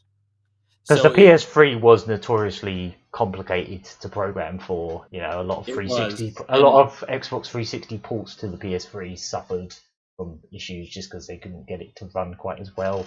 Exactly. So like yeah. Bayonetta, for example, that had a massively ported PS3 port, but it's been ported to PlayStation 4, so they may as well just make that version backwards compatible. Yeah, I mean, that's the one thing it will be backwards compatible with, so that's cool. And in the case of Demon's Souls, the original game was very reliant on its online servers, which I think were shut down years ago. But yeah, they're so it makes certainly sense going to to remake make new it. ones for this remaster. Oh yeah, for sure. I think it's a full-blown remake, so yeah, they'll definitely be redoing all that kind of stuff. They also announced a new Resident Evil 8. As they were showing it, I thought it might actually be the other rumoured thing that didn't show up. I may as well mention what it is because they haven't announced it yet. But there have been rumblings for months now that Sony have actually acquired the rights to Silent Hill from Konami and might be rebooting it in some fashion, like bringing it back. And when this trailer was going on, because obviously I don't know that much about Resident Evil, I haven't played the last few, so I wasn't taking note of what characters were showing up or anything like that. I was just like, oh, this might be Silent Hill, and then it turned out it just came up with like Village, and then of course they did that thing that they did with the last game, where they, the number is within the title, which I thought was cool. Yeah, the Roman numerals. Yeah, the Roman numerals. So when they get to Resident Evil 9, are they going to do that again? How are they going to do that? Are they going to reverse the R and sort of just do like the outline of the 9?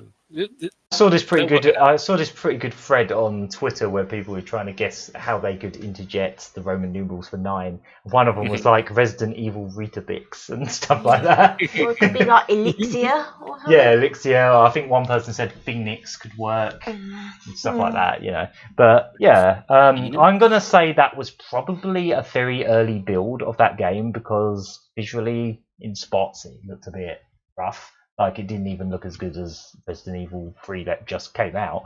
But, it's probably quite early days yet. Most likely. Chances are that game may not even be out at launch. Sure, they've said this is next year. Most of the games they showed off were 2021 or even 2022 in a couple places. They also revealed a sequel to Horizon Zero Dawn, which I haven't played, so I don't really have any connection to, but it looked nice. Yeah, it's a decent game. I'll give it that. It was always like one of the most technically stunning looking games on the PS4, so I'm surprised they're making another one. The only time I've actually played that is on a PS4 Pro, and it looks great on that. So yeah, so as I say, that's called Horizon Forbidden West. When it first started, I was actually hoping it was just a game where you just play as those crabs at the start. I was just like, oh, all this nature and stuff looked really cool, and then obviously the robot animals started showing up. I was like, oh yeah, it's Horizon. So yeah, that was most of the games. I guess now we should really talk about the console itself because they actually showed it. Yep. They sure did. Yeah, and they really took their time building up to it. Yeah, that was a real. There was even a point where they snuck in the animation as the console's booting up. Yeah. Oh, yes. Apparently, they're going to reveal that quite soon. Apparently, one of the people that actually worked on the UI for the PlayStation 5 has tweeted out saying it's basically going to get revealed maybe within the next couple months. And apparently, it's a complete redo over the previous system. It's supposed to be incredibly snappy, they want to make it as easy and fast to get through as possible, which is very good to hear because the PS4's was very clunky and quite often slow as hell. From what little I've used of it and from what I've heard other people say. They only showed a little brief intro of that, but they revealed the actual console, and it's what it is. Interesting. I kind of like it. When it first showed up, I was like, "Oh, what is that?" And then, the more I looked at it, I was like, "Yeah, that's fine."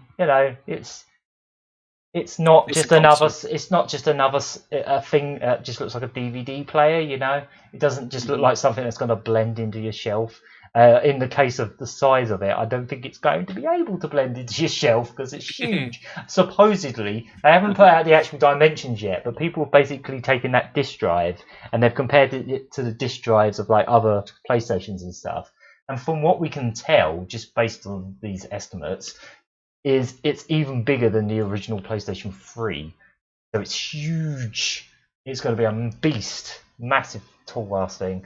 But I don't know. I think it's grown on me since they first showed it. Obviously, the first thing we all thought it looked like was a router. I think that's what everyone thought. Yeah. You also thought it kind of looked like a copy machine or something. Yeah, like a Dolce Gu5to. Yeah, hence the thumbnail. Yeah. It really does look like one of those fancy coffee machines, automatic coffee machines. But I can see what they were doing with the sort of the pointy bits at the top. They're trying to make it look like a sort of like a C in a way. I don't know what everyone else thinks about the console design, but I think it's grown on me. At least it's bold. I will say I think both the next-gen consoles so far are quite bold and not just another, you just shove this in your shelf and it will just blend in with everything else, Yeah. Well, first thing I want to say is I don't see the resemblance to a Wi-Fi router. I've seen a lot of wacky routers over the years, but people were literally posting photos of routers that look exactly like this, really similar. But in most cases, people just took an ordinary black router and put two white things on both sides of it, like pieces of paper or a white binder. I've seen other devices that definitely look a lot more like a PlayStation 5, like a portable air conditioner or heater or whatever it is. That is more convincing, of course. People also this made me laugh. People also compared it to Seto Kaiba from Yu-Gi-Oh. They just slapped his head on the top, didn't they? Yeah. Anything with big collars. You could probably do Harry Hill as well. Oh yeah. You could probably Photoshop Harry Hill's head onto that. It's like what Seto Kaiba looks like when he's wearing that long white coat during the Duelist City saga of this series. Yeah. That's great. I mean, that actually is a bit of a testament to how actually kind of decent these console designs are. The fact that people are going, it looks like this, it looks like that, we're taking a mick, but actually the fact that you've got anything to say about it is a good sign, Yeah, it gets you talking about it. Yeah. But at the same time, people did that with just about every console. I remember when the PS3 was revealed and everyone said it looked like a George Foreman grill. Yeah, which it does. Yep. It's about the size of one as well. Yeah, more or less. But you know what? I do like the look of the console because at least it looks unique. Yeah, it's bold, it stands out. Like you said, we have seen a ton of consoles over the years that just look like any ordinary DVD player. And on top of that, most of the consoles are always black, always. Yeah. It really makes me miss like in the 90s when we had, even back then we still had consoles that were black, but we also had consoles that came in other colors. The Nintendo 64, for example, had a lot of colored variants at some point. Oh yes. I wouldn't be surprised if they do put out other colours of this design. There will be a fully black one. There will be other colours. One little detail that you won't notice about both the controller and the console, unless you look at really close-up pictures, is have you noticed there's sort of dotted pattern across the inside of where the fans are on the PS5 and also at the back of the controller? If you look really, really carefully, they're teeny weeny little PlayStation buttons, little X's and triangles and squares. Yeah. Seriously? That's really cute. They've really almost micro, like teeny weeny little detail. Yeah, not even a millimeter each, but like they're there, just like little PlayStation buttons. To be honest, on the bottom of my PS4 I've got in front of me here, the rubber feet on the bottom of it are square, triangle, cross, and circle. So yeah, and of course, like the PS Vita had the back touchscreen that had just like loads of those little icons on it as well. That's sort of become their thing now, isn't it? Those 4 shapes are like the icon of the PlayStation, almost as much as the actual logo. Admittedly, I wasn't ever a PlayStation guy, but at school, I did used to draw like the triangle, square, cross, circle. Yeah, on like, books and everything. It took me a long time to get used to PlayStation controllers because of those. I was so used to letters and numbers that, like, when I got shapes, I was like, oh, where's the square? Where's the triangle? I always forgot where they were for a long time. It took me ages to get used to that and 4 shapes. But obviously, the design of the console doesn't really matter in the long scale of things. You are just going to put it on a shelf, and what's more important is what it does, really, and all that kind of stuff. One thing they are sort of promising with this system is it's going to be quiet, which is probably explains why it's so big, because obviously they put loads of fans on the inside. If you look where those like white flaps are, you can just see fans going all the way across it. So they've definitely tried to make this as ventilated as possible. So hopefully it won't be a noisy bastard like the PS4 Pro or anything. I hope so. Yeah. In my one, even with my headphones on, I can hear the console over my headphones. Yeah, it's like a hairdryer sometimes from what I've seen. Because really, when you think about it, when you design a console, you have to pick 2 or 3 things, like size, price, and the amount of noise it makes, So you can't have all 3 of those. You have to pick size of it, and the fact that it's got all those fans on it hopefully means it won't be a noisy thing. That would be actually really good. That would be a good selling point for it. I don't know what else to really say about the design other than I actually think it's alright. Like, I think both the new consoles are pretty decent. Like, I kind of like what the Xbox is going for. It's a literal box. Like, it almost reminds me of the GameCube a little bit in the way that it's just a big black slab. I kind of like that. Yeah, it's the new Tower of Power. Yeah. Really, it really is. It's minimalistic in a way that I think works quite nicely in its favour. I think and it's got all like the fan thing on the top. I know I said earlier that I don't like the simplistic box designs of consoles, but Xbox went so far into the extreme on the opposite end of that spectrum, where even though it is still simple, I actually really like their way of going about it. Yeah. It's like what I said about Uncharted a few podcasts ago, where if you're going to do something a certain way, just go all out with it. I guess, like the thing I'd say about both of these consoles is they look like games consoles. They don't just look like a Blu-ray player. They actually look like this is a thing you'd play games on. Like, again, the way they look doesn't actually matter in the long terms of things, but I just think it's cool that we have consoles that look like consoles again, and not just like I always thought the PS4 and the Xbox One were just kind of boring. Like, they don't really look like anything. They just kind of they exist. But these ones, these I feel like these stand out a bit more. They look like things that will play video games. In the same way that the Switch, when it's got the Joy-Cons in, looks like a thing that will play video games. Exactly. I do like that myself. Yeah. So that's pretty much all. That's pretty much all they showed off at that thing. They unfortunately didn't give us a price or a release date. We know it's got to come out at the end of the year, but we don't have a price yet because they're still doing the you go first thing with Microsoft.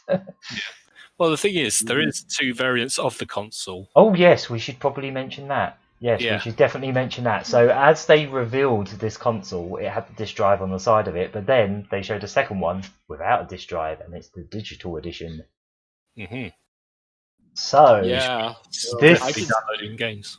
This is I going can to see that this is going to be the point where they seriously try to wean people off of physical media.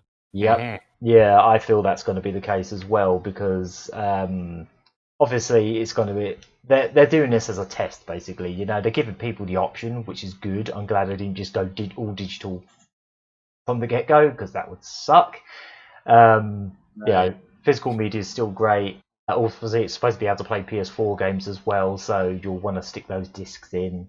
It can also play 4K Ultra HD Blu-rays and regular Blu-rays, so you want to slap those in there as well.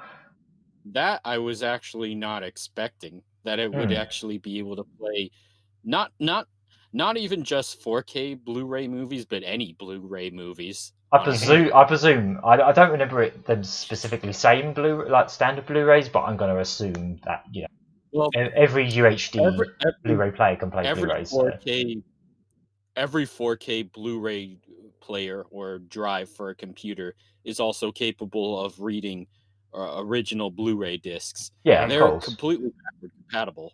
Yeah, and this thing runs PS4 discs and they're Blu-ray discs, so yeah, it needs to be able to run those. So yeah. Although I forgot about this, just because it runs Blu-rays, it may not run DVDs as well. It probably won't. Because I completely forgot the DVDs are read with a completely different lens. Yes. Compared to one that's used for Blu-rays. I mean, does the PS4 run DVDs? I'm not even sure. It does run. Oh, it does. Oh, okay. Exactly. Okay. So there's still a possibility, just in if they do, spend the £3 it would cost to put that laser in there, or whether it is now. It's probably not expensive to stick a DVD laser in there, but they don't need. It's not an essential thing for this thing. So no price was pretty disappointing. I would like to have some rough idea how much this thing's going to be because I want to know how much more it is than a PS4 Pro because they have not come down in price. I'm not rushing out to buy one anytime soon because they're still expensive. They're still £350 everywhere. So if this thing ends up being about 400 or 450, it might be tempting. But again, also, what's the price difference going to be between the regular one and digital only one? Because if it's only £50 difference, then I can't see anyone buying the digital one. But if there's like £100 difference, then there's a chance, I imagine what's going to happen, because they're launching both versions of this console at the same time, is that eventually they're going to phase out physical media for games altogether.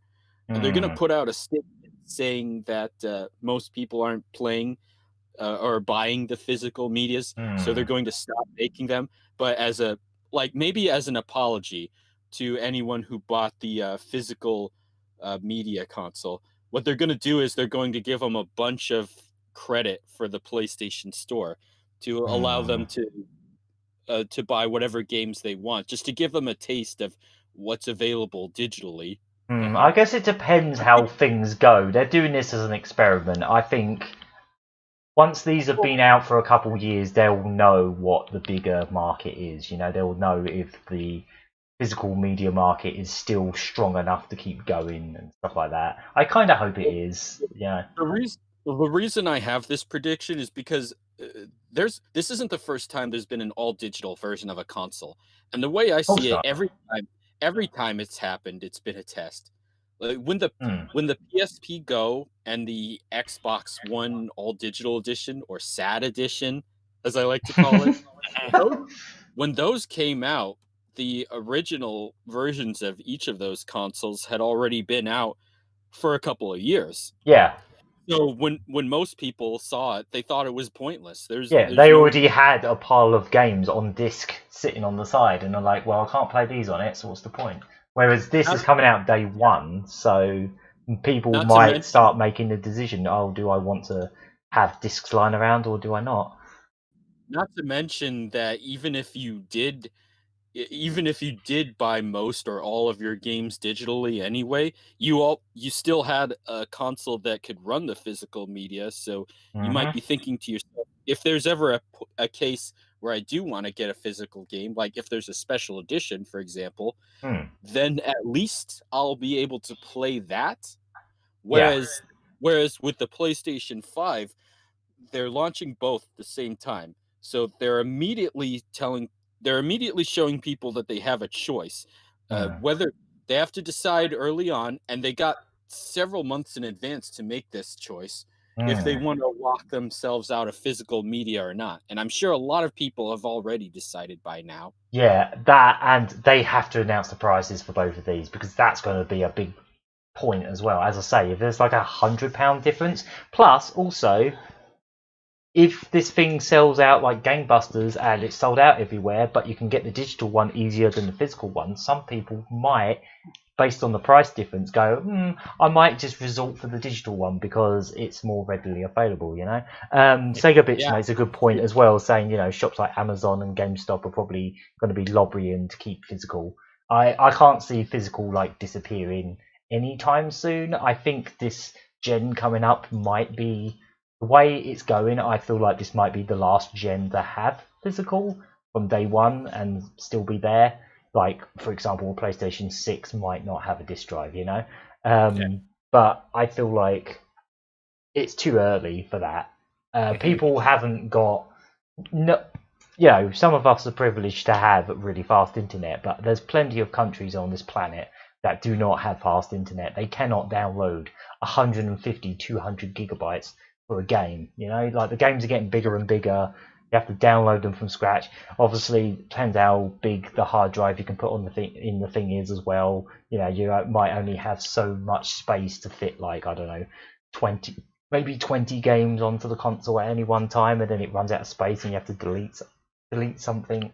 You know, it's just a palaver. Like, games are getting bigger and bigger as well. So I personally prefer...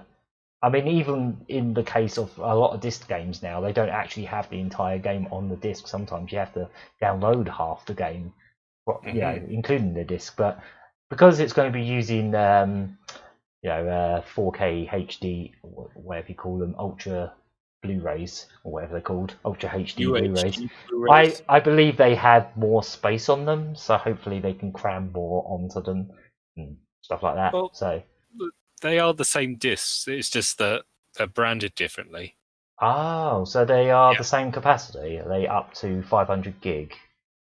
Yes. Right. Oh, okay. For some reason, I just assumed they were bigger. No, in fact, the same DRM that's on the Blu-ray disc is the same as Ultra HD. Interesting. Blu-rays. Okay. I wasn't aware of that. Yeah. All right. Yeah, so... and most UHD Blu-rays, they also have the 1080p movie on them as well, in case you run them on a TV or a Blu-ray player that's not that doesn't work right with UHD Blu-rays. Because I always thought like they always bundled the standard Blu-ray disc with the UHD disc, so I presumed they weren't like backwards or forwards compatible. Sometimes they do. Like I have a few UHD Blu-rays. I'll pull one out as an example. Right. So, right here, I'm looking at the UHD of Detective Pikachu, for example. Right. So this one, let's see. It says, hold on a sec. It says it has 4K Ultra HD, the Blu-ray, and the digital code, which I don't need to tell you what the digital code is, but it's basically online. So what this is it has two discs in it. One of them is a Blu-ray, the other is the 4K. Let me look on the back for a second. Well, basically, I'm pretty certain you can't put a UHD into a Blu-ray player and it will still play, but in 1080p, you have to have a UHD player. Okay, yes, the standard Blu-ray in here does have the movie in 1080p, so yeah, maybe you're right, actually. Yeah, I'm pretty sure that's why they still bundle standard Blu-rays in UHD boxes, because the disc formats are not compatible with each other. or they're not. You can't play UHD on a Blu-ray player. Otherwise, I would have already bought UHDs by now. Yeah, maybe. I guess I just kind of assumed because I never used any of these on a standard Blu-ray player yet. Ah, right. Yeah. Well, I guess we'll soon find out in the next, in the coming years whether digital.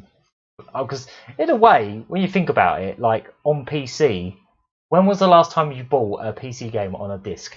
Like, I can't think of a time. When was the last time you saw a PC game that was sold on a disc? They still are in the UK, but they always have a very small shelf space in like Game and that. They don't have a very big space, Like there are games that do come out, but not many. Well, here in North America, we do still have PC games on discs, but it's always just like casual games that don't actually use Steam. So like not so much the case here. So like those games where you have to find objects. Oh yeah, all the shovelware stuff. Yeah, you can still get stuff like Football Manager here, and I think some of the bigger games like they'll have a disc in there that's like an installation disc, but then they also have like a Steam code in the box. Yeah, that's pretty much how it was with my copy of Fallout 4 for PC. Right. The disc in the box with a DVD. And that had like the first 4 gigabytes of the game, and then had to go online and go on Steam, put the Steam key in, and then download the rest of the game. I think that's it. Like the last PC game that I bought a physical copy for, I believe, was either Blur or Fear 2, and in both cases, this was a long time ago. In both cases, they do come with a disc, but the disc just tells you to install Steam. It leads you to the Steam webpage where you can download Steam, and then it automatically inputs the game code to download the game. So you're not even installing the game from the disc. You still have to download the whole thing online, which the disc is completely pointless, and it's a DVD too. So like, they could have did this with a ordinary CD.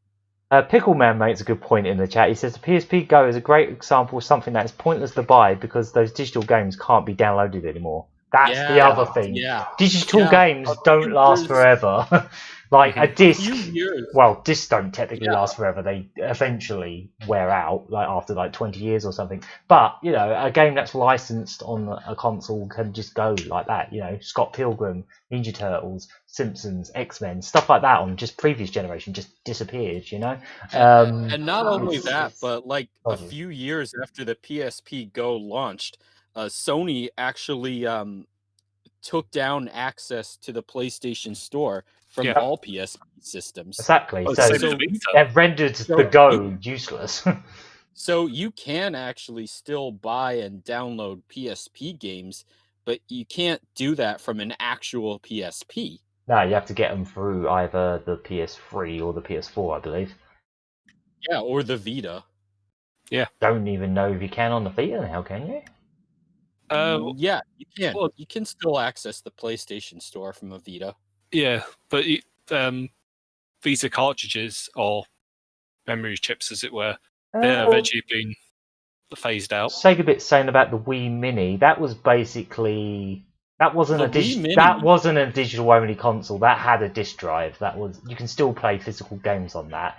But the Wii Mini didn't. That was actually the opposite. That didn't have internet capabilities, so you couldn't actually use that to download games from the Wii, like Virtual Console or anything like that. So that was actually the opposite case. Yeah, and not only that, but it also only outputs composite, so you can't even have 480p on it. It wasn't even that much smaller, so that system was just really pointless anyway, and it was kind of ugly. Yeah, it was. Hopefully a bunch of people bought it at least. Because it seems like the most pointless. At least the PSP Go had some kind of reason to exist. Not the Wii Mini. Yeah. I'm kind of looking forward to, I know it's going to be a long way off, but I'm going to look forward to a PlayStation 5 Slim, because I always feel like PlayStation consoles get really good when they go slim. Like the PS1, the small one, was fantastic. The slim PS2 is so much thinner than the original PS2. It's ridiculous. It's just so tiny. The PS3 Slim was just so much better. Well, there was two of them, weren't there? The second one was a bit rubbish, but but tacky, at least both PS3 Slims, they're also more reliable than the original ones. It's a shame they had to strip out like some of the backwards compatibility, but yeah, they did. The second one at least still has some PS2 compatibility, if I remember correctly. They all run PS1 games. Yeah. And then the Slims also cut out a lot of features like that no one used, like the compatibility with memory cards. Like, remember, the original was actually could actually had slots for compact flash memory cards. Yeah, I used to have one. It had so many like bits on it. Nobody back then was using compact flash, unless maybe they were a film major or something. And even then, camcorders weren't using compact flash for long. They eventually switched to SD cards. I've still never even seen a compact flash card in the flesh. I used to use them a bit for my Amiga, but yeah. Yeah, I guess going back to backwards compatibility, it would be nice if they could at the very least stick 1 and 2 in there, just because that wouldn't be hard. PS1 compatibility would be the easiest thing in the world, but then I guess they'd have to put another laser in the drive, and I don't know if they can be bothered. I really don't see them even bothering with. No, me neither. It would be nice, especially because it would just add a little bit of extra value for me. Especially because they have the digital edition coming out day and date with the physical media edition. So there's no way they're going to add compatibility with the discs. But and I've said this before, I really want them to at the very least, just sell PS1 and PS2 games digitally on the store. Yeah, like they did on the PS3 and the PSP and the Vita. That was one of my favourite things about the PS3 was the fact that you could download. I quite often went on the Japanese PSN and downloaded Japanese PlayStation 1 games that would otherwise cost loads of money to buy the discs of. I'd just download like stuff like Harmful Park and Rakugaki Showtime and stuff like that from the Japanese store, and that was fantastic. You know, I'd like that again. That'd be a nice thing to have. They could at least bring back those. It's the very least they could do. And I really do hope that they also. I really want them to, even though there's not many PS2 games on the PlayStation 4, they should at least make those backwards compatible. Yeah.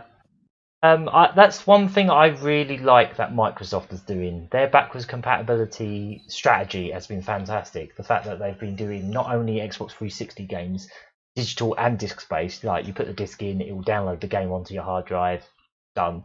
But they're also doing original Xbox games as well, and they're enhancing them. So we've discussed this on the podcast before, but the fact that you can put in something like Morrowind from the Xbox 360 wasn't a very good port. It didn't run very well on the Xbox 360. Put it in an Xbox One, and it's so much smoother. The frame rate's better, the resolution's better. It makes the game better, you know.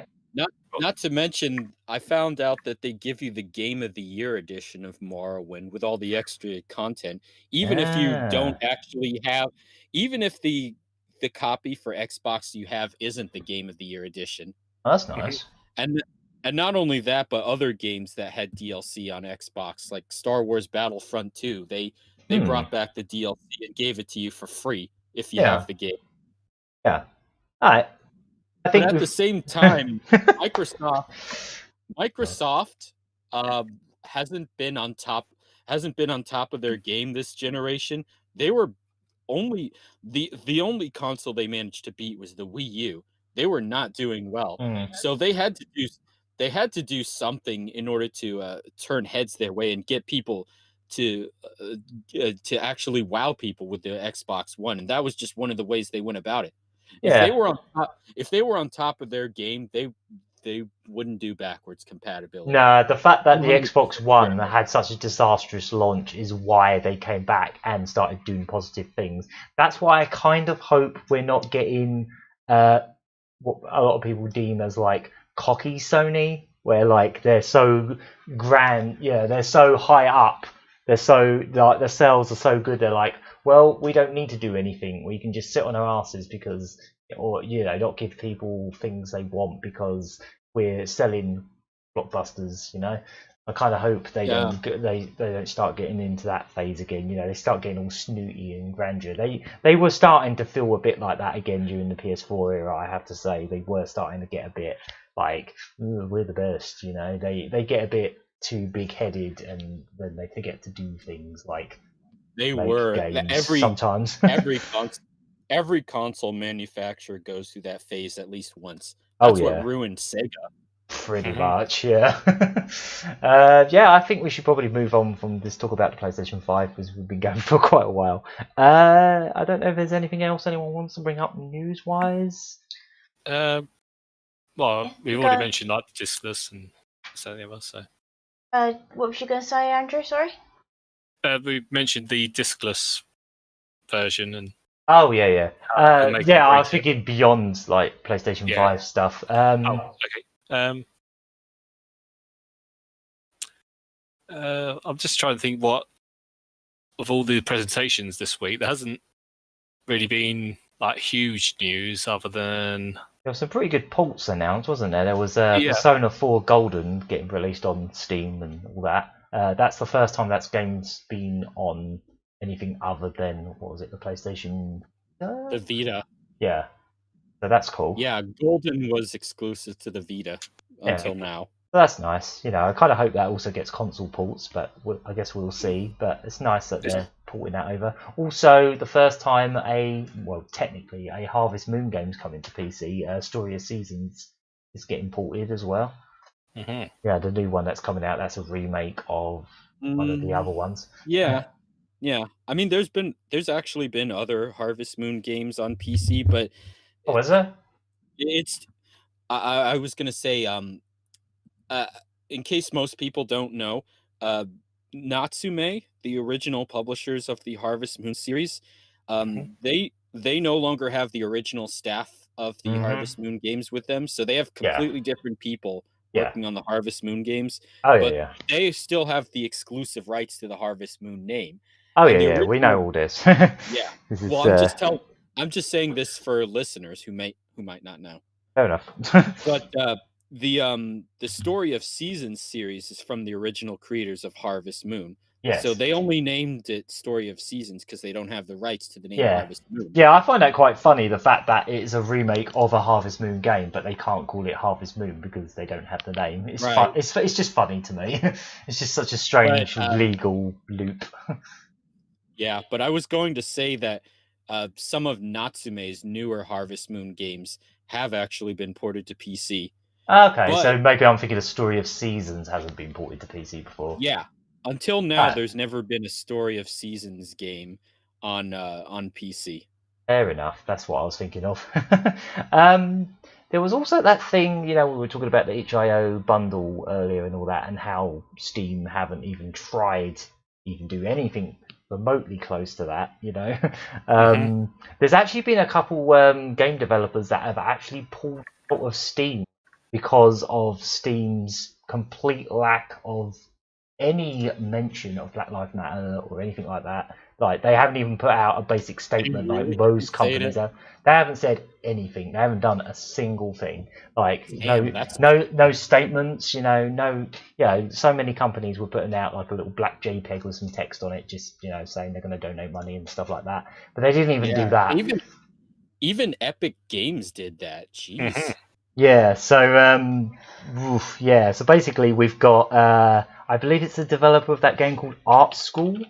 Don't know if looking up now.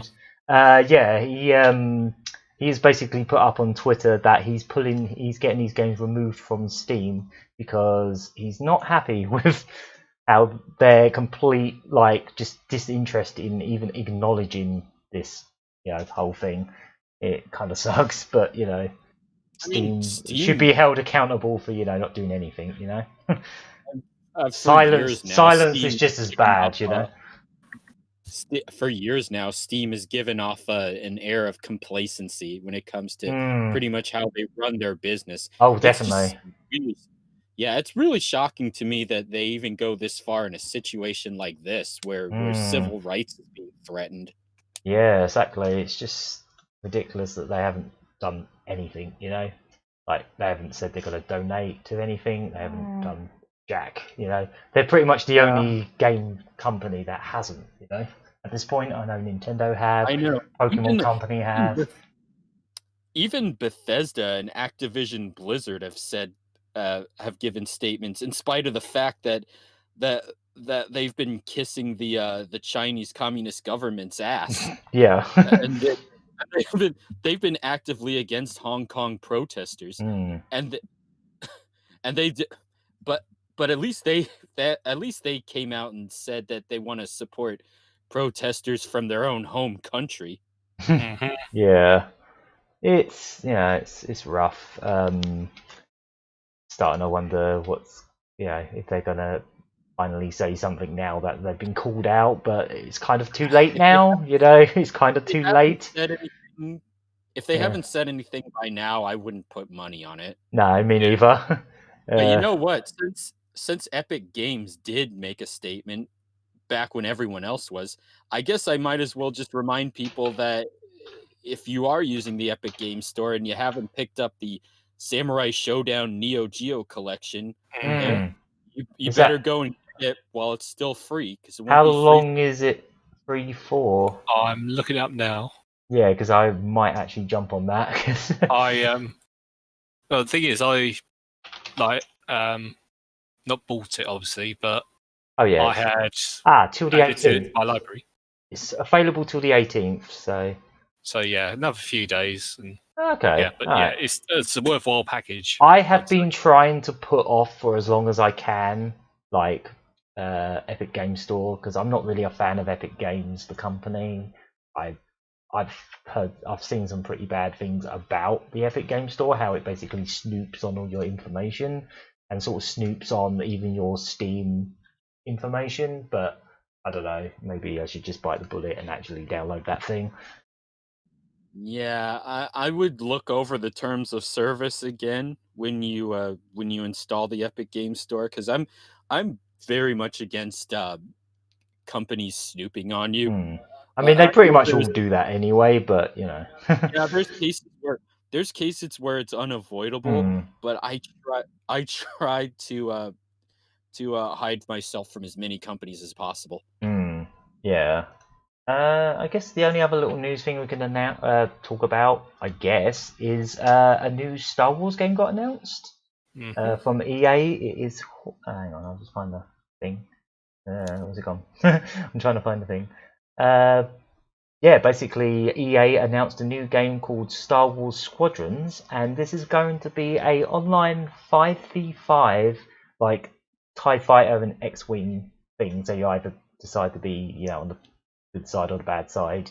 You go in as a team of X-Wings or TIE Fighters, and this is going to be coming out on October 2nd on the PS4, Xbox One and PC, and apparently it'll also have VR support on both PS4 and PC, so that would be nice. VR, like space combat in Star Wars land. The VR was pretty much made for stuff like this. It really is, yeah. I'm actually kind of looking forward to seeing how that comes out. So, yeah, they're basically doing the thing that I think people wanted from Battlefront for ages, which is just to be able to go into space and shoot each other with lasers and fly around going with the X-Wings.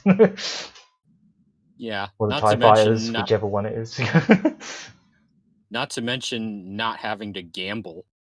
Yeah, we don't know if that's not going to be the case here, but they've literally shown one trailer, and the trailer is clearly all just CGI. There's no like actual gameplay or anything like that.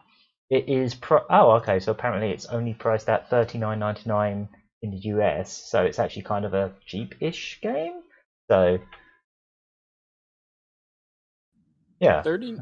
I wasn't expecting that. actually. Yeah, so it sounds like it's going to be a bit of a smaller game. I mean, the fact that it's 5v5 alone makes it sound a bit smaller scale than, I'm surprised they're not doing like a battle royale in space, But it sounds like this is going to be a bit more intimate in that way. Like online mode, it's just going to be 10 players. Yeah. Anyway. So, yeah, I guess that sounds pretty interesting. Yeah, I'm especially interested in the VR support and cross-play for every platform as well. I am surprised that they're limiting the multiplayer to 5-on-5. Yeah, maybe they just want to keep it simple. Games, with multiplayer games, they usually try to, especially something like this, they usually try to allow as many players in a game as possible, especially after Battle Royale took off. Yeah. And I feel like having a lot more than that for almost any type of Star Wars scenario would make perfect sense. But I'm sure there's a practical reason why they're limiting the player the player count in a game. Yeah, I'm not against the idea of them doing like a smaller game like this. I actually kind of like the idea that they're doing this. Like not every Star Wars game they put out has to be this massive, constantly updated online thing. It doesn't need to be like billions of like tons of content and all that kind of stuff. It just needs to be a simple little multiplayer thing that's going to be fun, and it's a cheaper price as well, so probably gives you an idea of the smaller scale of this, I guess. But not against it. It sounds decent. That's a good way to think about it. Yeah, and I'm sure it'll be a fun game for fans. Oh yeah, I feel like I've been in a bit of a Star Wars mood lately because of the pinball game. Weirdly enough, like the Star Wars pinball game, it's got all these tables on there based on some of the recent films, and it's got tables based on all kinds of stuff, and it's just like, maybe I should actually go and watch The Mandalorian. I've been watching that all week, and I thought it was fantastic. I still need to catch up on the recent trilogy as well. I haven't watched 2 of them yet, so I'm going to be getting on with that soon. I think my favourite thing about Star Wars is the robots and the sound effects. That's pretty much all I need. As long as things make the laser noises. Robots. Speaking of robots, your microphone is wigging out again. Oh dear. We might need to disconnect and reconnect. I mean, it should be coming through all right on the stream, but you might want to just. It's actually starting to sound a little better right now. So we'll disconnect and reconnect. All right. Okay. Yeah. Well, I'm back. Yep. Well, I guess that's the news, really. That's pretty much all we had. I pretty much went into this podcast pretty much thinking we're going to end up talking about the PS5 for a while, so pretty much that's what I thought of. Yeah. I definitely don't remember much else. There's been a lot going on in the world lately. Yeah, exactly. There's obviously much more pressing, important matters going on in terms of stuff in the real world, but at least we have a console reveal to chat about here, I guess. We get something. Yeah, I think we will probably, because I haven't really got a main subject for this week, so I guess we should probably wrap this up. Because unless anyone's got anything else they want to add. No, I might get the PlayStation 5 on launch. I might not. I am sort of swaying towards getting it on launch now. Okay. Okay. That's a good point. Yeah, I probably should have asked if people were considering that. I'm still on the fence. Mm-hmm. I think really, because especially now that I've seen that a few of those games are coming out on the PlayStation 4, it's still making me lean towards keeping an eye on PS4 prices and see if they come down a bit. And if they do, I might grab one of those. I'll be a generation behind for a bit longer. It's fine. Better than 2 generations behind for PlayStation. I've still got my PS3 hooked up at the moment. But same here. I don't plan on buying the PlayStation 5 at launch either. I don't plan on buying any consoles at launch. No, I'm sure I'll get it at some point, if only for the Spider-Man and Ratchet and Clank games, but I kind of doubt I'll be able to afford it this fall. Yeah, I can't imagine it's going to be cheap. I think if we're going to predict prices, I think it will be about. I don't think they're going to repeat $599 of the PS3. I don't think that. I think if they did that, they would get shat on. They would get absolutely shat on if they did that again. So I can see them going 500 for the digital one and 550 for the disc one. Mm-hmm. That's my realistic guesstimate, but maybe if they could put an 100 gap between the digital and the physical one, then maybe the digital one's got a better chance. Like, I feel like if there was only $50 or £50 between them, I don't think many people would be buying the digital unless it ends up being the only one you can get for a while if the disc one sells out. But yeah. Most likely. Yeah, I reckon it. I don't want to say 400 because that might be a little bit too cheap. I can't see it being 400. 450 minimum, I think, and that's for the digital one. I think 450 for the digital, and maybe 500 or 550 for the physical disc-based one. It's really, as far as we can tell, the only difference between the two is the disc drive. You know, and how much is a disc drive now? Probably not lots. No extra parts, you know. Mm-hmm. So if there is only 50 between them, I wouldn't be shocked, but I guess we'll see. Yeah. So I guess we shall wrap this up. I've been the Gagaman. I've been Cherry Terrier. I've been Hunk Thunder. And I've been Elk. Right. And yeah, we'll be back next week with another one of these podcasts. Next stream we have planned. Oh, cheers, Segabits. First, next stream we've got coming up is our Pokemon Having a Laugh on Wednesday. Oh, yes. We'll be going through the Isle of Armor DLC. And I'll also be playing some more Splunky on Thursday. Otherwise, we haven't got anything planned just yet, but if anything comes up, just keeping an eye on our Twitter at Lucky Hit Series or our YouTube channel, also Lucky Hit Series. Blah, blah, blah. We also have a Facebook page, which is... I think it's also Lucky Hit Series, so I might be wrong. I think the Facebook page might be slightly different. Oh no, it's the same. It's the same. Yeah, all right. I always wanted to just have Lucky Hit, but everywhere it was taken, so I just said we had to slap Series on the end because it's just how it ended up. Yeah. So stay your ass home and watch Lucky Hit streams. Yes. Just because lockdown's being lifted doesn't mean you need to go out. Yeah. Unless it's absolutely necessary. Yeah, exactly. Well, I had to go out so we can get some washing up liquid, so yeah. Essentials, you know. Yeah. If you must go out, then please keep washing your hands. And for the love of God, holy crap, guys, wear your goddamn face masks. Please. Yep. Would you rather wear a face mask or a ventilator? You're gonna have to wear the latter if you get the thing that's caused the certain global health crisis. All right. Yeah. All right. Don't forget also. Yeah. Don't forget Black Lives Matter too. That as well. Just put that out there. Stay with me now. All right. No life matters until Black Lives Matter. Exactly. That's real. Yep, that's the real shit. Right, we'll see you again for another Lucky Hit podcast, number 76 next week, next Monday. Same Lucky Hit time, same Lucky Hit channel. Yeah, see you later. Bye. Bye. Have a nice week, everybody.